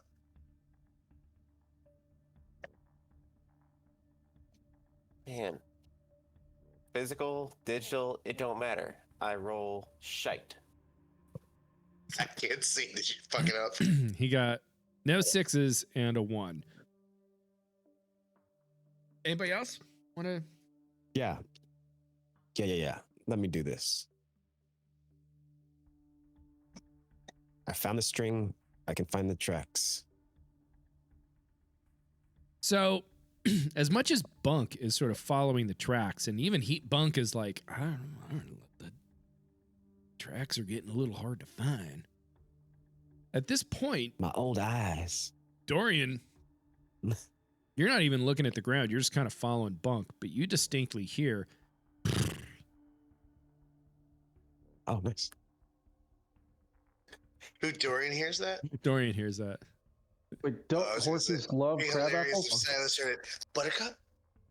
Bunk, did you This just is- fart? This is a known fact that horses fucking love crab apples. Is it? I don't know. Hey guys, horses love crab apples. That's something I read in my field guide earlier. I don't know if y'all knew that. Bunk, shut up. I think I heard a horse. Oh, I'm like, Yeah, they do. immediately, Where did you hear this horse? And so this is like maybe the next crop row over. There's dead silence, and it's only interrupted by the sound of me slowly taking a bite of the crab apple again. And It I doesn't get better. I start going, Joel, Grace, and I start going in that direction. But I have my service service pistol drawn. So you plow through these. You're getting whipped in the face with crabapple tree branches. You're knocking them out of the way. You go past the first row. You see fuck all. You get to the second row, and you can distinctly see Roach's entire profile, just hanging out, eating crab apples. Buttercup. But Buttercup? died. Oh, Roach died. Yes. And there's Buttercup. Just He thought it was Roach, and then he was like, "Oh wait, no, that's not my horse." I'm like, Buttercup, and I make the noise, and I have a crab apple for her. and Buttercup sees the crab apple and is a little skittish, but then recognizes you and just eats the crab apple. I can see this reunion in my head right now, and it's glorious. He's It's just like, brushing the horse. forehead to forehead with this horse, just like, stroking the neck and the mane. Yeah, Just a big old hug. all of that. Yeah. And so much so that anybody could come up on me right now, and I would probably be surprised. Yeah. What are the rest of you guys doing? I follow Silas because I want to witness this reunion. Okay. So, I'm just watching and eating crab apples, and just every bite I forget that the last bite sucked, and I just eat another bite. Ooh. I have another bite and just make the same damn face every time. I can't stop eating them. Thinking about how you could use it in a stew. So obviously Silas is preoccupied with the horse. Maybe Dorian is preoccupied with Silas being preoccupied with the horse. Bunk and Marcus, are you guys how are you approaching this scenario? I'm about 10, 15 yards back watching all this. But I'm also I'm just watching this, but I'm also kind of scanning the area because my brain is immediately thinking, Buttercup's here. I know that whoever was on the damn horse, I know that somebody got dragged onto that horse and their tracks went away. So they'd have to be near that horse. Okay. So I'm kind of scanning the horizon, looking around, see if I could see somebody or more prints or something, sign of broken branches or somebody somewhere. Give me an observation roll. I think I got 6. And I'm just a voyeur watching a man and his horse. That's 1-6. So, as you're looking around, you don't see anything immediately. But you know how sometimes you get the feeling that you're being watched? You kind of get Bunk has that feeling all the time. Bunk is having that feeling, particularly right now. You don't see anything, but you're just for whatever reason, you're convinced that you're being watched.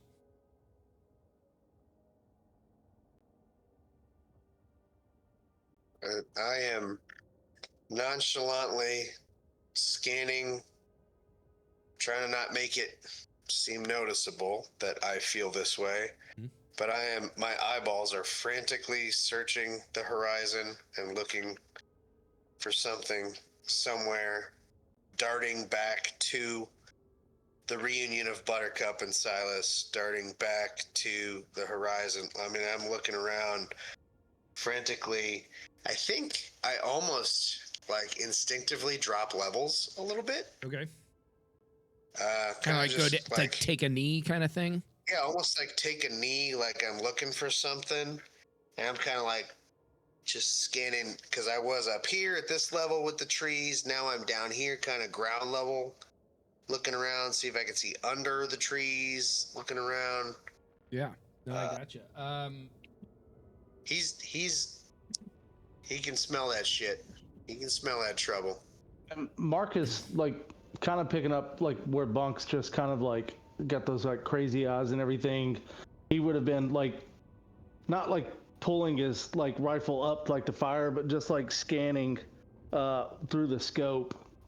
Just like, okay, so Bunk's acting weird, so like I just want to kind of see like through my scope if there's anything I can see. Okay, so if you can imagine, like, these crabapple orchards have not been maintained in who knows however long. So the ground cover, you know, if you can imagine, is about knee high, right? Like there's scraggly grass and like ground cover that's just sort of overgrown. Nice.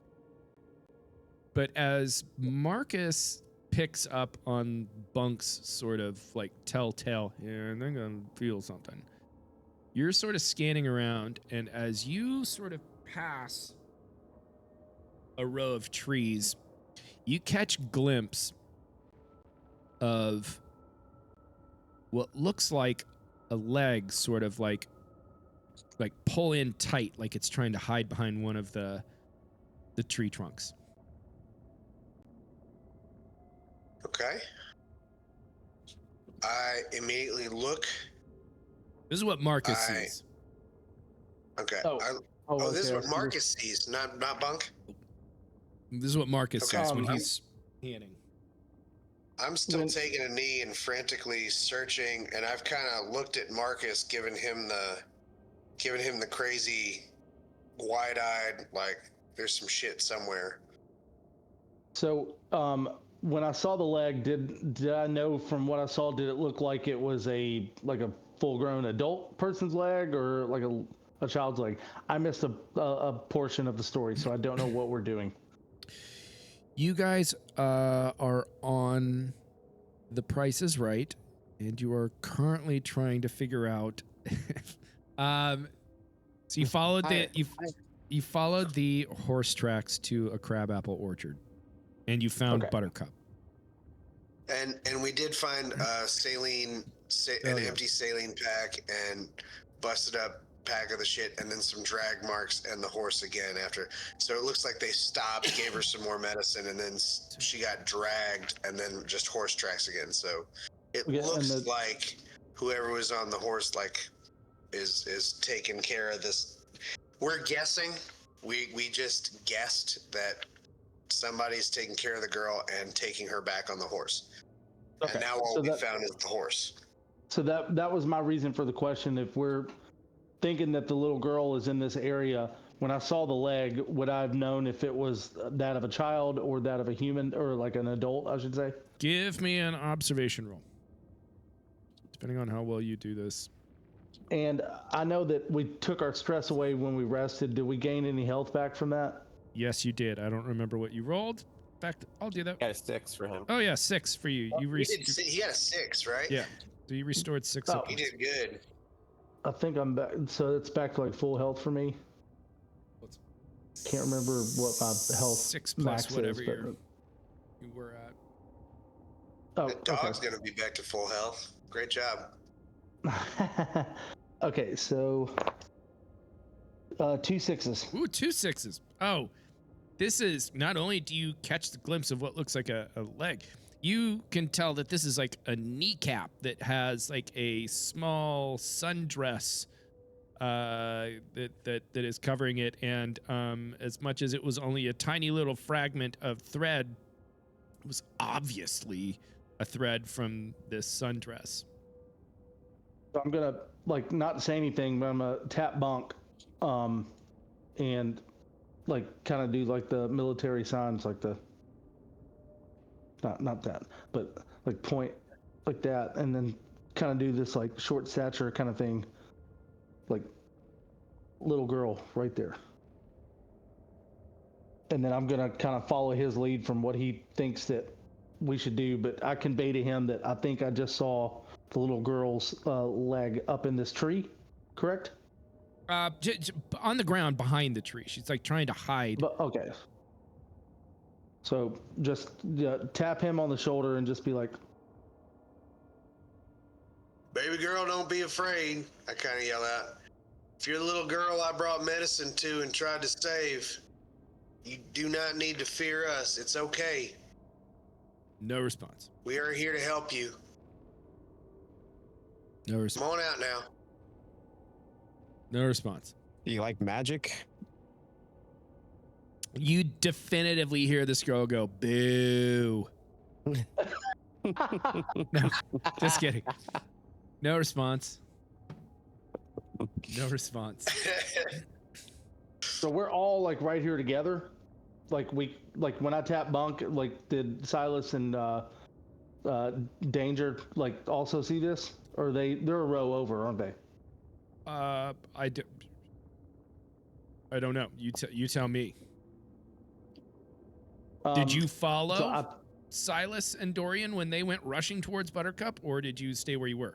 No. Dorian are good. I specifically I was like off just watching them, so they're 15 to 20 yards away petting this horse. They're like a row over. So when I tapped him and he called in that direction, she didn't answer. I'm gonna tap him again and say, like, let's flank around this position where I saw her. I'm gonna go this way, you go that way, kind of thing. Spread our wings and fly. That's what I would have you like interpreted that. Did you ride my horse? His name is Buttercup. No response. Did you take good care of my horse now? So I'm gonna keep going, like flanking around, and I'm gonna give him this motion, like keep talking, like, and I'm gonna try to go around to see where I can see where she's behind where I saw her. He's real friendly and he really likes crab apples. So I can see why you fed him some crab apples in this field here. He's a good friend of mine. No response. I hope you've been taking good care of my horse now. I promise you, we mean you no harm. All of our weapons are away. You're safe now, girl. Come on out. No response. You've been in a coma for a while. I don't even know what your name is, but I went and I got medicine for you, and we all risked our lives to keep you alive. So it does my heart real good to see that you're still alive. But please let us help you. We just want to help you. No response. So while he's still doing that, I'm trying to make my way maybe like a row over and then back to where I'd be behind where I think I saw her. Okay. Are you trying to do this sneaky? Oh, very sneaky, like a snake. Give me a stealth roll while you're Stealth doing roll. that. That's going to be 8 of these bad boys. Man, you're a sneaky snake. Fuck, dude, that's You get 4 8 stealth roll? 4 sixes. 4 6s? 4 6s and 3 4s and a 1. 4 6s. Yeah. Yeah, I mean, you can fucking sneak right up on her. He's if like you low want. crawling. I mean, He's like on his belly, low crawling up to her. We got- like she doesn't know. we what got the fucking fuck. Bunk over here, like reading like basically Grandpa Pappy trying to like convince her, creepy as fuck, just like, hey girl, come on out. Why And- you little girl? And so she's half like frightened just from circumstance and half frightened because Bunk is a creepy old man. So you can like sneak right the fuck up on this girl if you want. From the vantage point that I've got from sneaking around, I just see her. I don't see like anybody like holding her or like she's just by herself. Well, yeah. So you've like moved into a position where you could like see her. Is that what you're saying? Yeah, she is by herself. I was trying to come around. Like I didn't know if whoever brought her on the horse was like holding her. Like no, she's actually what she's done is she's kind of like she's sitting down on the ground. You can tell at this point she's holding a gun like this, and you can also tell that in the because I talked about like the overgrowth, right? The ground cover, it's kind of big. You can also tell that there is another body that's like laying down. But she's like holding a gun and she's just sort of like, she's not moving, but she is not responding to Bunk. And then there's this other body that's on the ground. And, God, 4 6s. You can tell that it's Grace.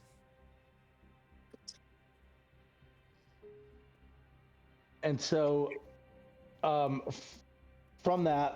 seeing that this is Grace, I'm gonna let my presence known and say, Grace, it's us. You're with friends. We're not here to hurt you. Can we help you? Grace doesn't move, but the little girl sees your, whips around. Her eyes are big as blows my brains out. saucers, and she just points the gun at you.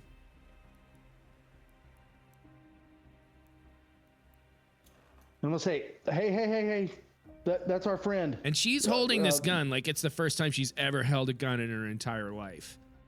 Yeah. It is the first time she's ever held a gun in her entire life. I say, Like, girl, not did you shoot metaphorically. Grace? She doesn't say You anything. didn't to shoot you. Grace, did you?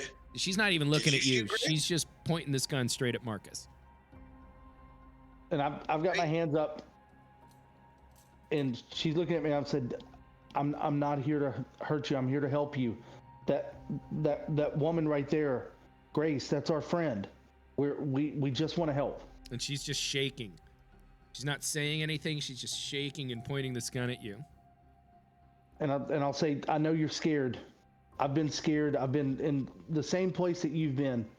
And I know that you don't know us and you don't trust us, but that woman right there, she needs our help, and we're going to help her, and we're going to help you. So just put the gun down, honey. She unfazed. She just keeps holding the gun right on you. Grace, that woman on the ground, or little girl, that woman on the ground, that's the doctor that was trying to save you. We brought her medicine to bring you back. She sent us to go get you medicine, and you was in a coma, and some people attacked while we were away, and we saw that y'all took her horses, and we're just trying to make sure y'all are safe. Is she okay? So she doesn't respond. Is she okay? She just keeps holding this gun right on Marcus. So I'm gonna take one hand, and I remember in this moment that I've got almonds in my pocket to train squirrels, and I'm gonna take the hand out with some almonds, and I'm gonna say, "Are you hungry? Are you hungry? Like, I've got some food. I'm sure you're hungry." And I'm just gonna like keep motioning like this, because I don't think that she understands like either English or she's nonverbal. But I'm gonna show her the food, or the almonds for the squirrels. Unfazed. She's just still just like shaking and holding this gun on you. So I'm gonna use the almonds like pocket sand and throw them in her face. No, I'm not gonna do that. Okay, so I'm offering her, like, I don't know what to do, guys. Like, she's either terrified or she just doesn't understand what's going on. I walk up to the little girl and I say, "You can shoot me if you want to, but I need to check on our friend Grace. She is not doing well." And I show her, and I set my pistol on the ground. Mm-hmm. And she whips around and points the gun at you. And I set my pistol on the ground, and I have my hands in the air and said, "I need to check on my friend Grace, okay?" And when you say that, to make sure that she's okay. she like emphasizes like pointing it at you, like as you like indicate that you want to get closer to Grace. She's like, "Hey, shoot me if you need to. I need to help Grace." And I take out, do I have some sort of medicine or something that looks like first aid? Can she see that there's very clearly, I have a first aid kit thing. Can I take out this, like, show her like medicines? Yeah. And like, I mean, yes, you While can. she's you can trained do on all you, of this. While she's trained on him, can I just reach for the gun and try to take it out of her hand? oh boy, Give me a mobility roll. Mobility. I was hoping please you would don't have said fail that. this. This is a Oh, 7. God. 7, I've got no stress. Come on. Check to see if she has a tongue. That is 1 6 out of 7. God So- damn. You reach in to grab this gun. As soon as you put your hands on it, she pulls the trigger, You yank it away from Bunk, and all you guys hear is a dry fire. Click. But then she screams. Because she sees you coming in to try and grab it. She sees Bunk trying to get closer to Grace, and she just fucking loses her shit. I need Silas to roll an observation roll. Oh, come on, Silas. And you have a -2 on this roll because you are so fucking in love with Buttercup. Come on, Silas. So oblivious to what's going on over here. It's hilarious. Oh my God. So Silas, despite the fact that you're engaged with this horse, you suddenly hear this girl scream and you snap out of it just in time to see the butt end of a fucking assault rifle coming right at your face. Do you want to make a melee attack to try and block this? Oh, fuck yeah. All right. That's straight up says, oh, fuck yeah. Oh. All right. So here's what I'll tell you. If you succeed on this blocking attack, I'll give you an opportunity to make an attack roll. Oh my God! Punch that little girl in the face. So, out of the corner of your eye, you see somebody, not sure who yet, charging through this crabapple orchard, coming right at you. Butt end of this assault rifle coming right at your face. You very deftly parry. Would you like to counterattack?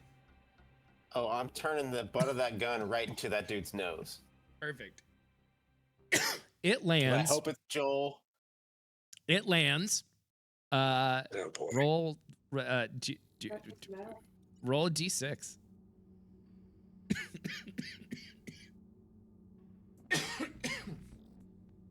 Please don't be Joel. Barely clinging to life. So as you block this incoming attack and just fucking redirect the butt end of this rifle, you see it crash right across the face of Joel. Right across Joel's fucking face. And his nose unquestionably isn't immediately broken. And he just falls to the ground. And he just looks up and he's like, "You motherfuckers!" So I'm standing over him with the butt of this assault rifle now. Like, did you not notice that it was us? Like, what the fuck is your problem, Joel? Of course I noticed it was you. That's why I came at you from, that's why I tried to fucking sucker punch you.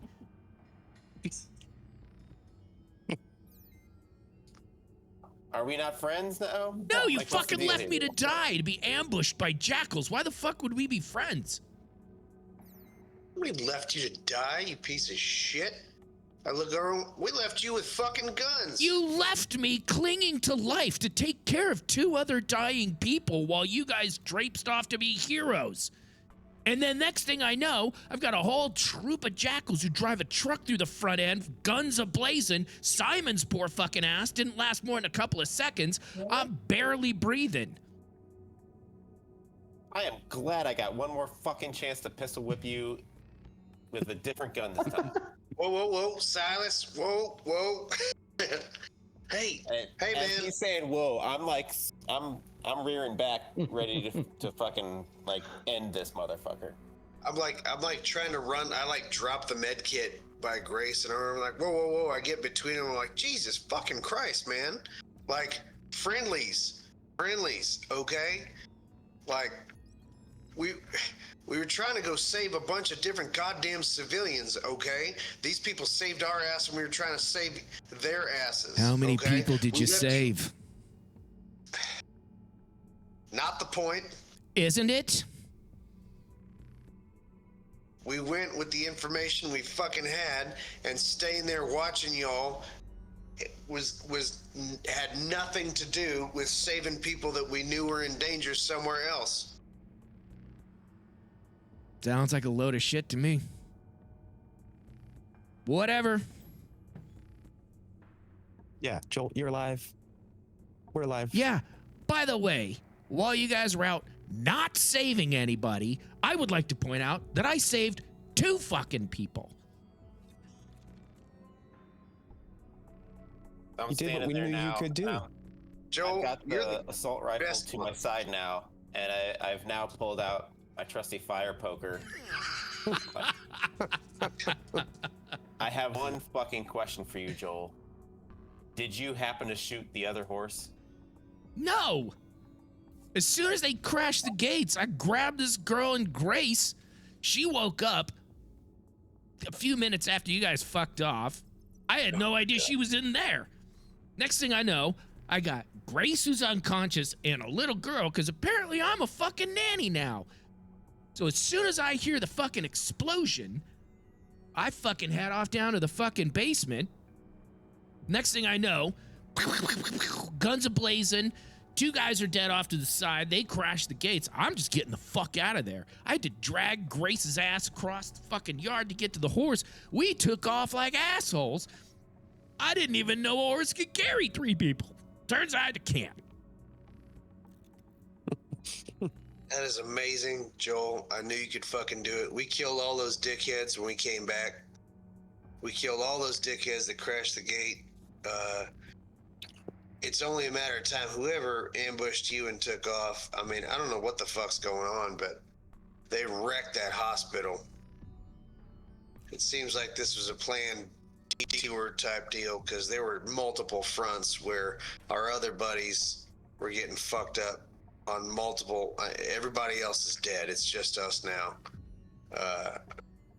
But I can't believe we thought for sure Grace was dead, and I can't thank you enough for saving this little girl.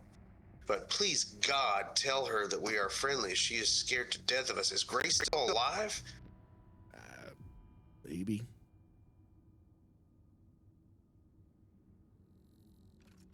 I don't know. She was an hour ago. All right. Chill the fuck out. I'm going to check on Grace, okay? Yeah, go check on Grace. Thank you for your service. Fuck off. And then I walk over there to Grace, and I set the thing on the ground, and I'm doing my check, my medical. I'm not the greatest medical, but I'm doing my fucking best. Actually, I'm like, Marcus, you're probably way fucking better than me at this shit. You want to come check this shit out? Yeah. I'm the least qualified. Yeah, I got. If that's healing, I got like a. Joel a just 6 on wanders that, off, so- muttering to himself. They leave me. I'm Fuck that guy. fucking Simon and his dead mother. Hey, yo, go eat a goddamn crab apple. Is that a healing roll, Ryan? I'm sorry. What's happening right now? To check on Grace, like medicine, is that like a healing roll or? Yeah, we'll say yes. To check her vitals and whatnot. Ooh. Yeah, 2 6s. 2 6s. She is fucking dead.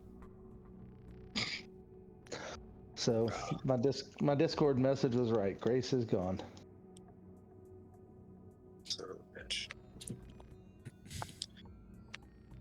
Yeah, she is still warm though. So if she's dead, she died within the last 45 minutes, maybe an hour.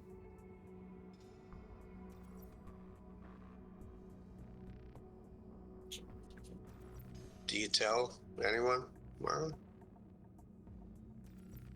So you can hear Joel kind of sidle up next to you, and he's like, "She's still alive?" I'm just gonna like slowly turn over and be like, I think you know the answer to that. I'm gonna look at anybody in my party that's near and just like shake my head and say she's gone. Fuck, man. Fuck.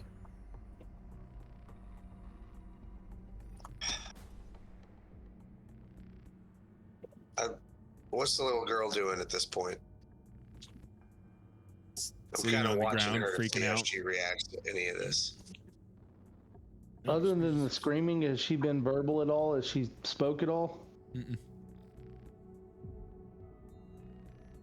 I turn to Joel and I say, Joel, when did she wake up? Who? The girl? The I don't little know. girl that was unconscious that we got fucking medicine for. I don't know what time it was. It was shortly after you guys left. Do you know her name? Did she speak to you? No?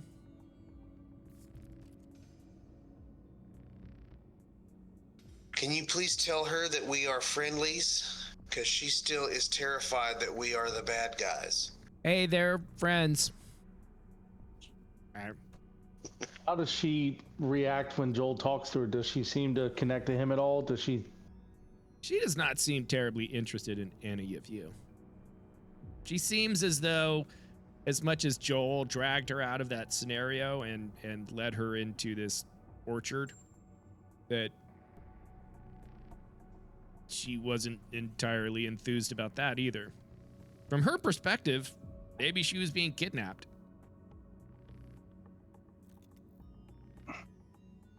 She doesn't know. I would like to offer the little girl a crab apple. Be like, eat this crab apple. It's tart, but it's good. I take a crab apple and I take a bite of one and I make a real sour face. She looks at But I kinda Joel nod. like she's confused. I roll my eyes and hand the crab apple to Joel, and then I pick another one and hand it to her as well. Joel looks at the crab apples like, what the fuck do I want? These suck. I say, eat the goddamn crab apple, Joel. I don't need this. These things are fucking terrible. He throws it on the ground. Show her that it's fucking edible and that I am not the worst You've been person eating in the them. world. She's seen you eating them. It's not like I need to double down on this. She needs to fucking see you eat them, Joel. Why? That makes no sense. She I'm trusts like you. this close to just fire poker assassination on Joe. That'll make her like us. Yeah, she'll love us. She'll love us after that. I ain't too worried about that. I'm not her father. I don't know why you think that just because I eat a shitty crab apple, she's suddenly gonna be like, oh, crab apples are dope. She trusts you and she gonna do what you How do you know she So- trusts me?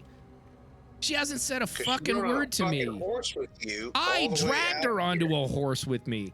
She didn't follow Did she me. point a pistol at you, Joel? No.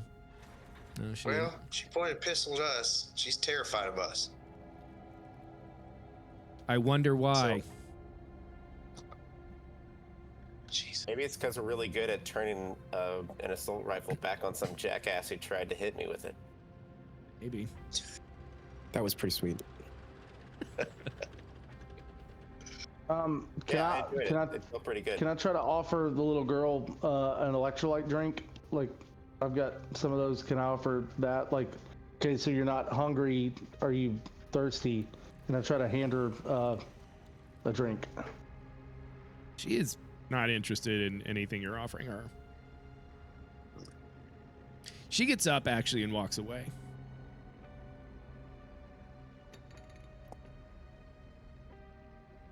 Can I throw the bottle of where? electrolyte drink at? Yes. Where's she walking to? Like, just off, just away from us. Away from you. Yeah. Okay, we let her walk away. Yeah, behind her back. I'm just like, fuck. Fuck you, little girl. I say, if she thinks we're here to kidnap her or whatever, like, fucking she can go if she wants. We're just here to save her goddamn life, ungrateful fucking kids. And above the table, she's been passed out this whole time. We didn't know where She has came. never seen you. She has never been conscious when you guys have been around. This is the first time she's encountered you consciously. Did Didn't Grace ever we- did Grace know where she came from, or she just kind of like found her? She said that I they don't remember found it. her outside the perimeter of the hospital, just sort of like delirious and just sort of meandered in, barely conscious. Okay. I can't remember how long ago or where we're at, but didn't we encounter a bunch of like little girls that were nonverbal Like Yeah. had their tongues cut out or something. Yeah. Sign language. Yeah. So that's what I was trying to like do this with food and stuff, but like from that time, did we determine if anybody was able to communicate with those little girls in that situation? No. The only person you guys ever really He murdered interacted all with. them. Yeah. The only person Well, you they guys really fucking tried to interacted murder with us. They blew our asses up. was the Yeah, the mother. I do remember getting blown up. But just thinking back to that, like, could this be maybe one of the little girls that escaped that area? Should we try Still to open just her grab her mouth. and see if she doesn't have a fucking tongue or something? You Well, guys can do what garb you want. wise, I'm gonna go fucking make sure that Buttercup is alright. And Joel, stay the fuck away from me unless you want more of the same. Waving the fire Fine. poker at him. all right, man. And I go to Joel and I say, well, I mean, I appreciate you rescuing the girl. She apparently wants nothing to do with us. I cannot believe that you're still alive. I really appreciate that you're still alive and that you got the hell out of there. That's really good instincts, man. How's your neck doing? Did you get shot through the fucking neck? Me? That was Joel Grace. did, I thought. That was Grace. That was Grace. Joel took some bad fucking shot. Like, he was not Was good. it And I, like, Yeah. stomach or if I something? remember, I tried to like stitch him up or some shit. Yeah, he was Did I pretty try to- he was pretty badly hurt. Yeah. That's why he's mad. Currently. Yeah, the whole 'Cause he thing left is him he to die. couldn't He's just come with cranky. us. He's hangry. Yeah. So eat a crab apple. So I'm saying, eat crab apple. We ain't got time to make no goddamn stew, but I promise we'll make some soon. All right, Joel, where were you head? Where was I heading?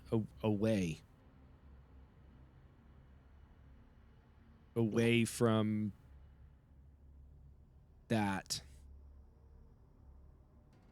And then I found this crabapple orchard. Seemed safe enough. Nothing was on fire. Seems easy enough to hide in this crabapple orchard. Buttercup loves them. Did you hear anything? Did you hear them talking to one another? Like, who they were, why they were attacking, where they were planning to go afterwards, any shit like that? Nope. Or did you just get the hell out? I just got the fuck out of there. Yeah, I don't blame you. Well, shit, boys, what do y'all want to do now? Let's pull out the map and see where we're at. Yeah. Who's got the map?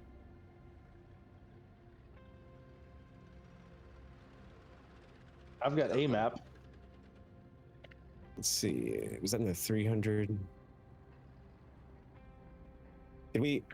Oh, that's the. Do we know where we're at on any map? Yeah, I mean, you're not 100% sure because you don't have like a GPS or anything like that, but you're west of you're south of Granby, west of Highway 40, north of Cottonwood Pass. You're in that sort of triangulated area. Okay. And that's about as specific as you can be.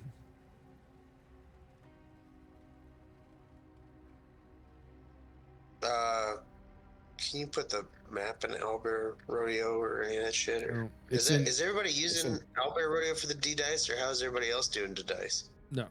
The map is in the 300 Days text channel. All right. Above So Mrs. Crabapple. Oh, okay. And you said, tell us where we are again? You are south of Granby, Mm-hmm. west of Highway 40, Okay, and north of Cottonwood Pass. got it. So we could head west to Hot Springs. I mean, what's our... Shit, boys, we're just trying to survive here. Or get north to Canada. What the fuck do we want to do here? It was a, it was an escape thing until we came across that community that we freed with aid the alphabet soup crew. But we did And the that. alphabet boys are all dead. They're all right? fucking dead. I don't know Grace who's is left dead. to save. We got ambushed and we're fucked. Maybe maybe it's a never-ending thing. Maybe we just get the hell out, you know? Got no luck with lovers. They just keep dying. Well, we definitely First don't Georgia, wanna go then back to Grace. Fraser if there was a horde of jackals that took over the area. Oh, you said Tabernash, right? Wasn't there like an explosion? Or some shit? Yeah. Like, I don't see any reason to go back there. I don't Honestly. either. And if Marcus's map says that they might be coming from Grand Lake, I say we stay the fuck away from there too. So what, northwest? Up like 125 almost? Dodge Granby and just head like due north until we cross 40 and hit like 125-ish? Follow 125 north, almost northwest? You're from this area. Is there anything of note up there? Would I know? Would I know if there's stuff up there? Yeah. I mean, I'm assuming that Bunk has like lived in this area his entire life. Yeah. You would know that 125 leads to Never Summer Wilderness. That is the eastern border of Rocky Mountain National Park. And that if you continue following that north, it eventually curves west, or I'm sorry, east towards the town names, where the fucking creepy hotel is. Jesus Christ, why can't I remember the name of this town? The Shining Hotel? Yeah. Estes Park. Jesus Christ.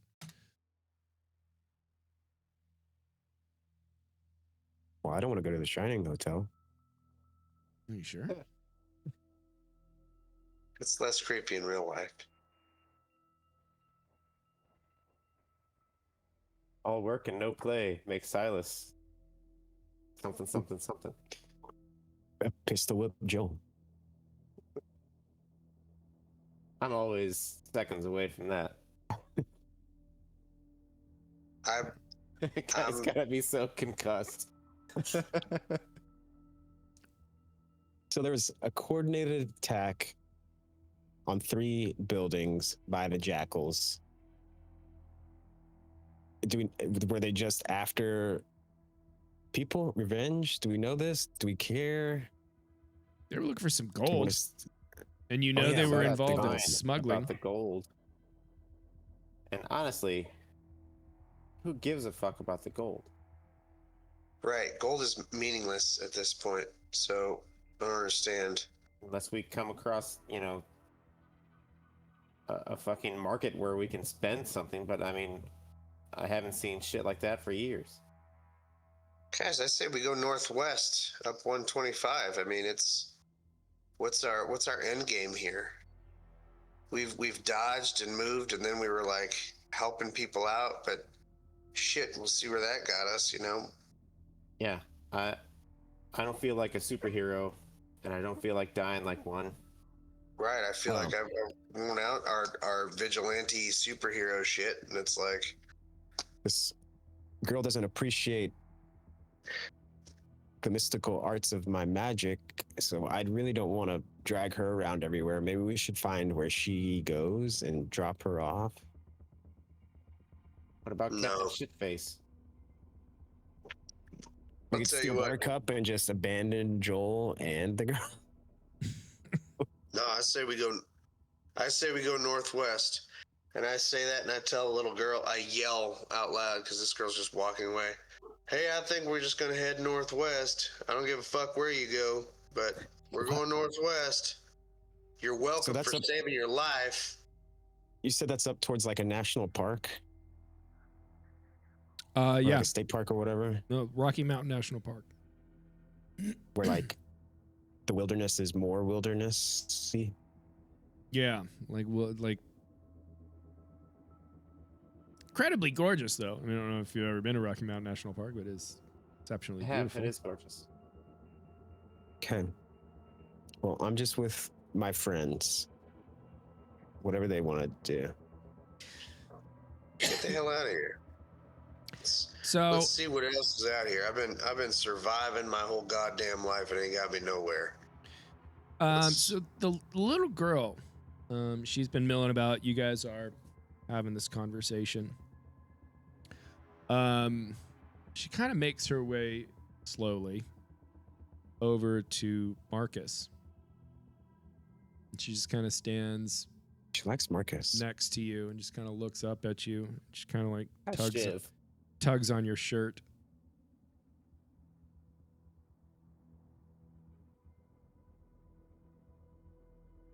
I look down at her and I say, "Pocket almonds." She's just like looks really confused, and she's just like, she like stands on her tiptoes, like she's like, "Come here." I'll lean. Yeah, she's definitely about to murder me. I'll lean down and put my ear close to her lips. She points to Joel, and she says, "He knows who you are."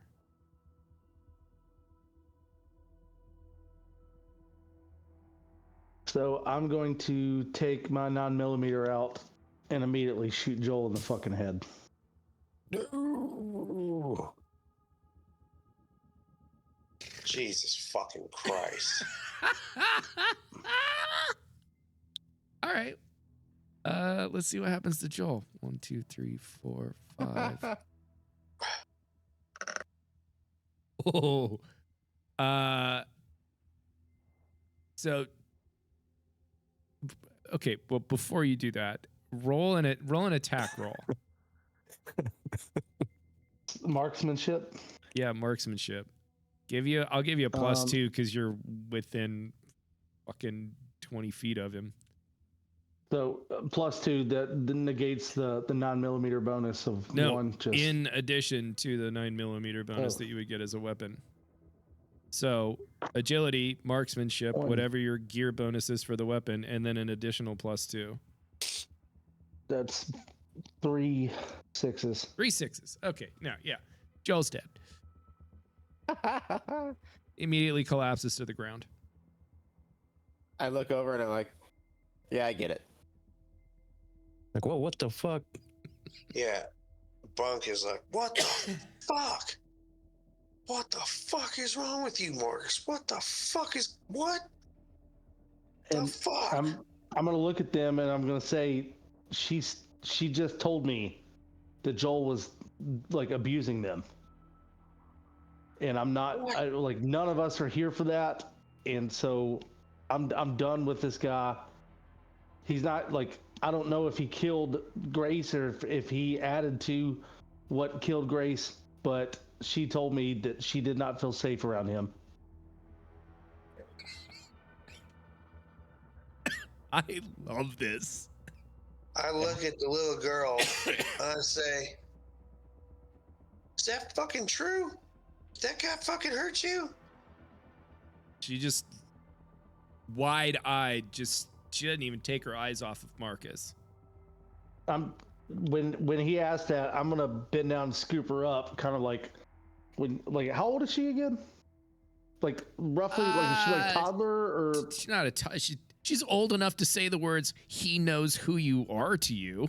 Yeah, so I'm gonna like, if I'm grabbing my 10-year-old niece like right now, I'm gonna put her like right around the shoulder and I'm gonna grab her and just be like, "It's okay now. He's not gonna hurt you. You're safe with us." She looks increasingly terrified. God damn it! I'm getting into Dorian like. I take level. my fucking 9mm out and I hold it right at Marcus's fucking head and I say, put that fucking girl down. Because I'm watching the girl still be terrified. I'm gonna say, "Hey, Bunk. All I'm trying to do is protect her. The same thing we've all been trying to do. She just let me know that this guy was a threat to her, And have all of you seen the way that this guy's been the whole time? Shut the fuck I'm up, not Mark. going- She whispered something to you, and you unilaterally executed one of our fucking buddies that protected and saved her. Welcome to the party, pal. Have any of us judged Silas for anything that he's done? Like, when this child tells me that she feels in danger from him, and none of us have, like, this guy's been a negative fucking energy the whole time. There's no reason to keep him around. I keep a gun on Marcus, and I look at the girl. I say, "Come on, sweetie, come over here. Get over here." Like, I'm actively holding her. You're actively holding her. Yeah, I'd scoop her up and I'd pull her close. Like, I'm protecting her. Like, she is not, like, she does not feel safe around any of you. Joel Since was you a guys fucking arrived. douchebag. I tell Marcus again to put the girl down. Let go of the girl, Marcus. So I'll just put our girls and our guns down.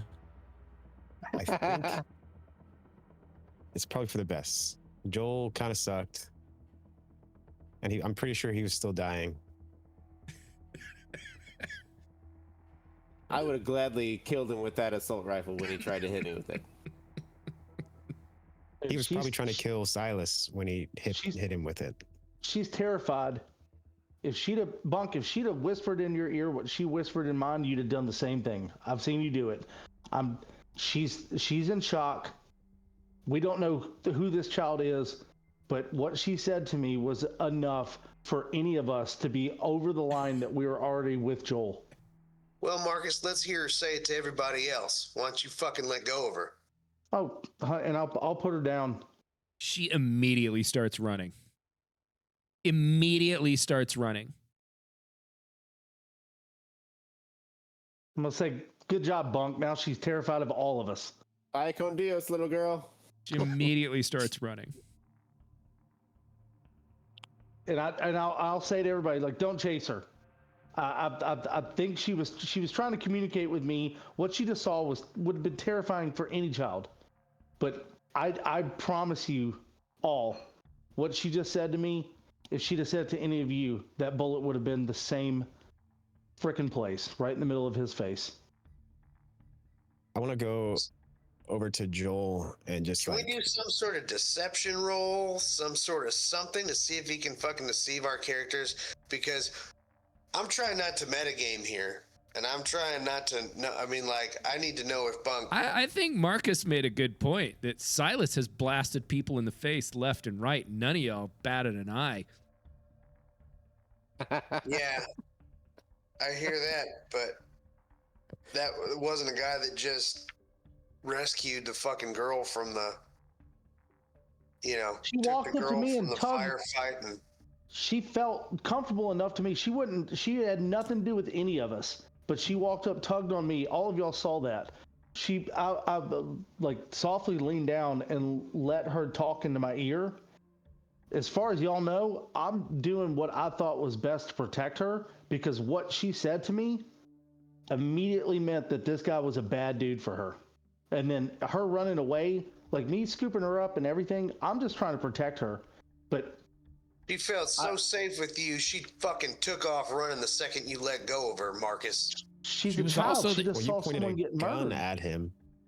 Yeah, she pointed a gun at me and didn't fire. And then the next thing that, the next chance she gets, she's pulling on my coattails like I'm her dad. I was just trying to respond to her.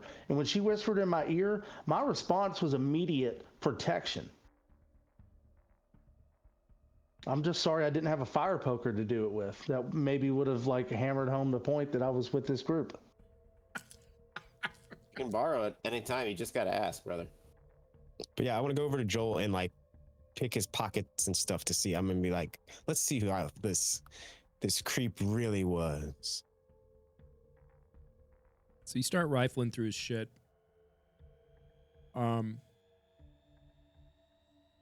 Give me a mobility roll.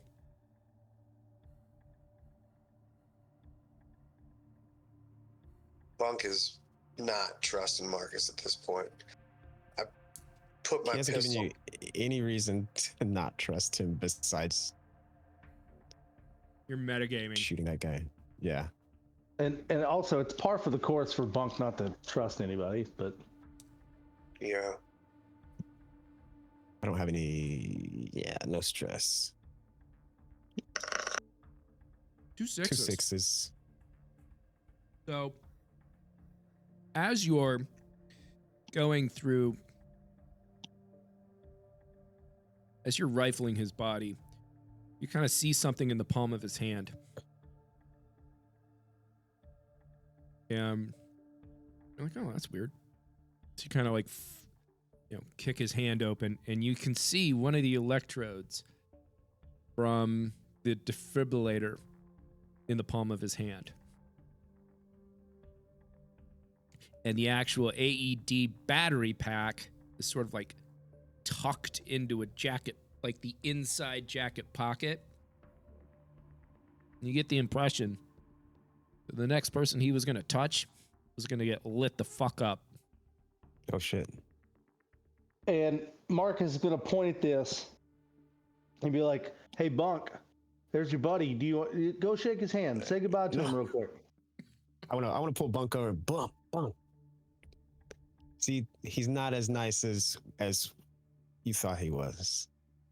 He's always plotting something. I knew he was fishy, but Just this is doesn't a make pretty good. sense to me. Why would he throw Grace and the other on the girl, and it doesn't fucking add up? Why would he take both of them? They're dead weight. If he's a dickhead trying to escape, he would have just fucking escaped. Why would he? Maybe Take the he's girl not a dickhead. Maybe he's got nefarious intentions Yeah, with two girls, that's leverage. and for him. one died, and now he's only had one girl, and he's a boy. And what do boys and girls do? He's a creep, dude. Nothing about Joel has added up since we met this idiot. He's Anyway. reading a weird book, lied to us about being in prison, and then we found it out, and then he's just lied the entire time. So And he was that's- gonna do the Joker handshake to one of us, fry us. Yeah, who the fuck is he trying to fry with that? Probably me. I have pistol whipped that man so many He times. did come out of nowhere and try to fucking hit you. He could see exactly who you were. That's what he So said. he had every intention. I Had asked we him, not, did he see it was me? He's like, definitely. That's why I tried to hit you. So That had made me you want not to kill him right stopped him, there. he most certainly I am would. gonna pocket the battery and the node. So that was the first thing you found. Like, I mean, you rolled multiple sixes, so I gave you that one because you had multiple sixes. But as you're actually looking through his body, you find the dog tags and the little booklet that was on the woman that was part of that raider assault group. It was talking about searching for an inmate at ADX Florence. Her little journal. Who found that? Dorian Dorian did? did. Me.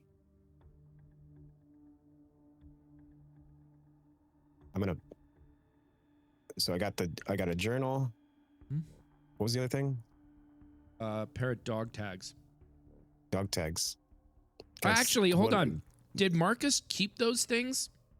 I've got the E. Rivera dog tags. Yeah, I've still got those. Okay, so you don't find the from dog tags. from the woman. Sorry. Okay. The You don't find the journal. dog tags, but you do find the journal that let me go back and look up what it says.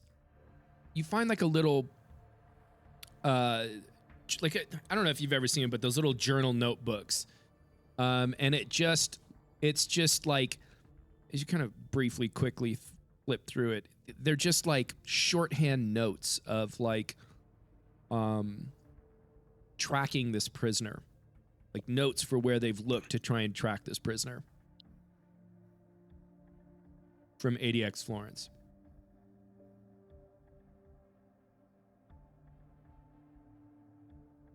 And you So would nothing not really have known stands out. Okay. because Marcus was the one that found all that stuff in the last when those raiders came through. But for you, all you know is that it's just this book. It's like this field notes of like some law enforcement agency that's been tracking some sort of prisoner from ADX Florence.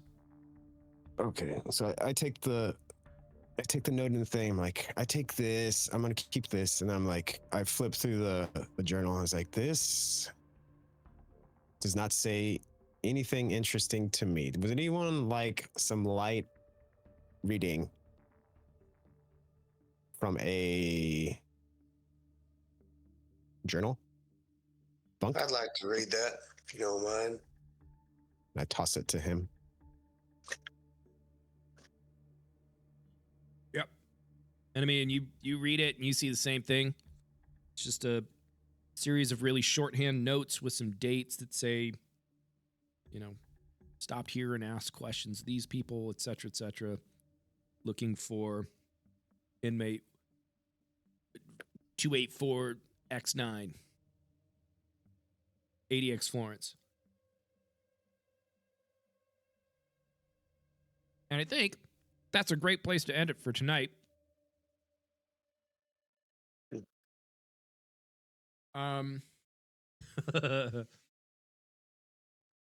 Was kind of hoping Joel would survive at least one more session. But, you know, Too bad. well, Silas never liked Joel. Yeah. And I, in my character, I always suspected Joel knew who I was because of his son and everything. So I'm not ready for that to come out yet. here's the fun Who did part. you? You who did you did not know confess it who to? Joel was. Huh? You have no idea who Joel was.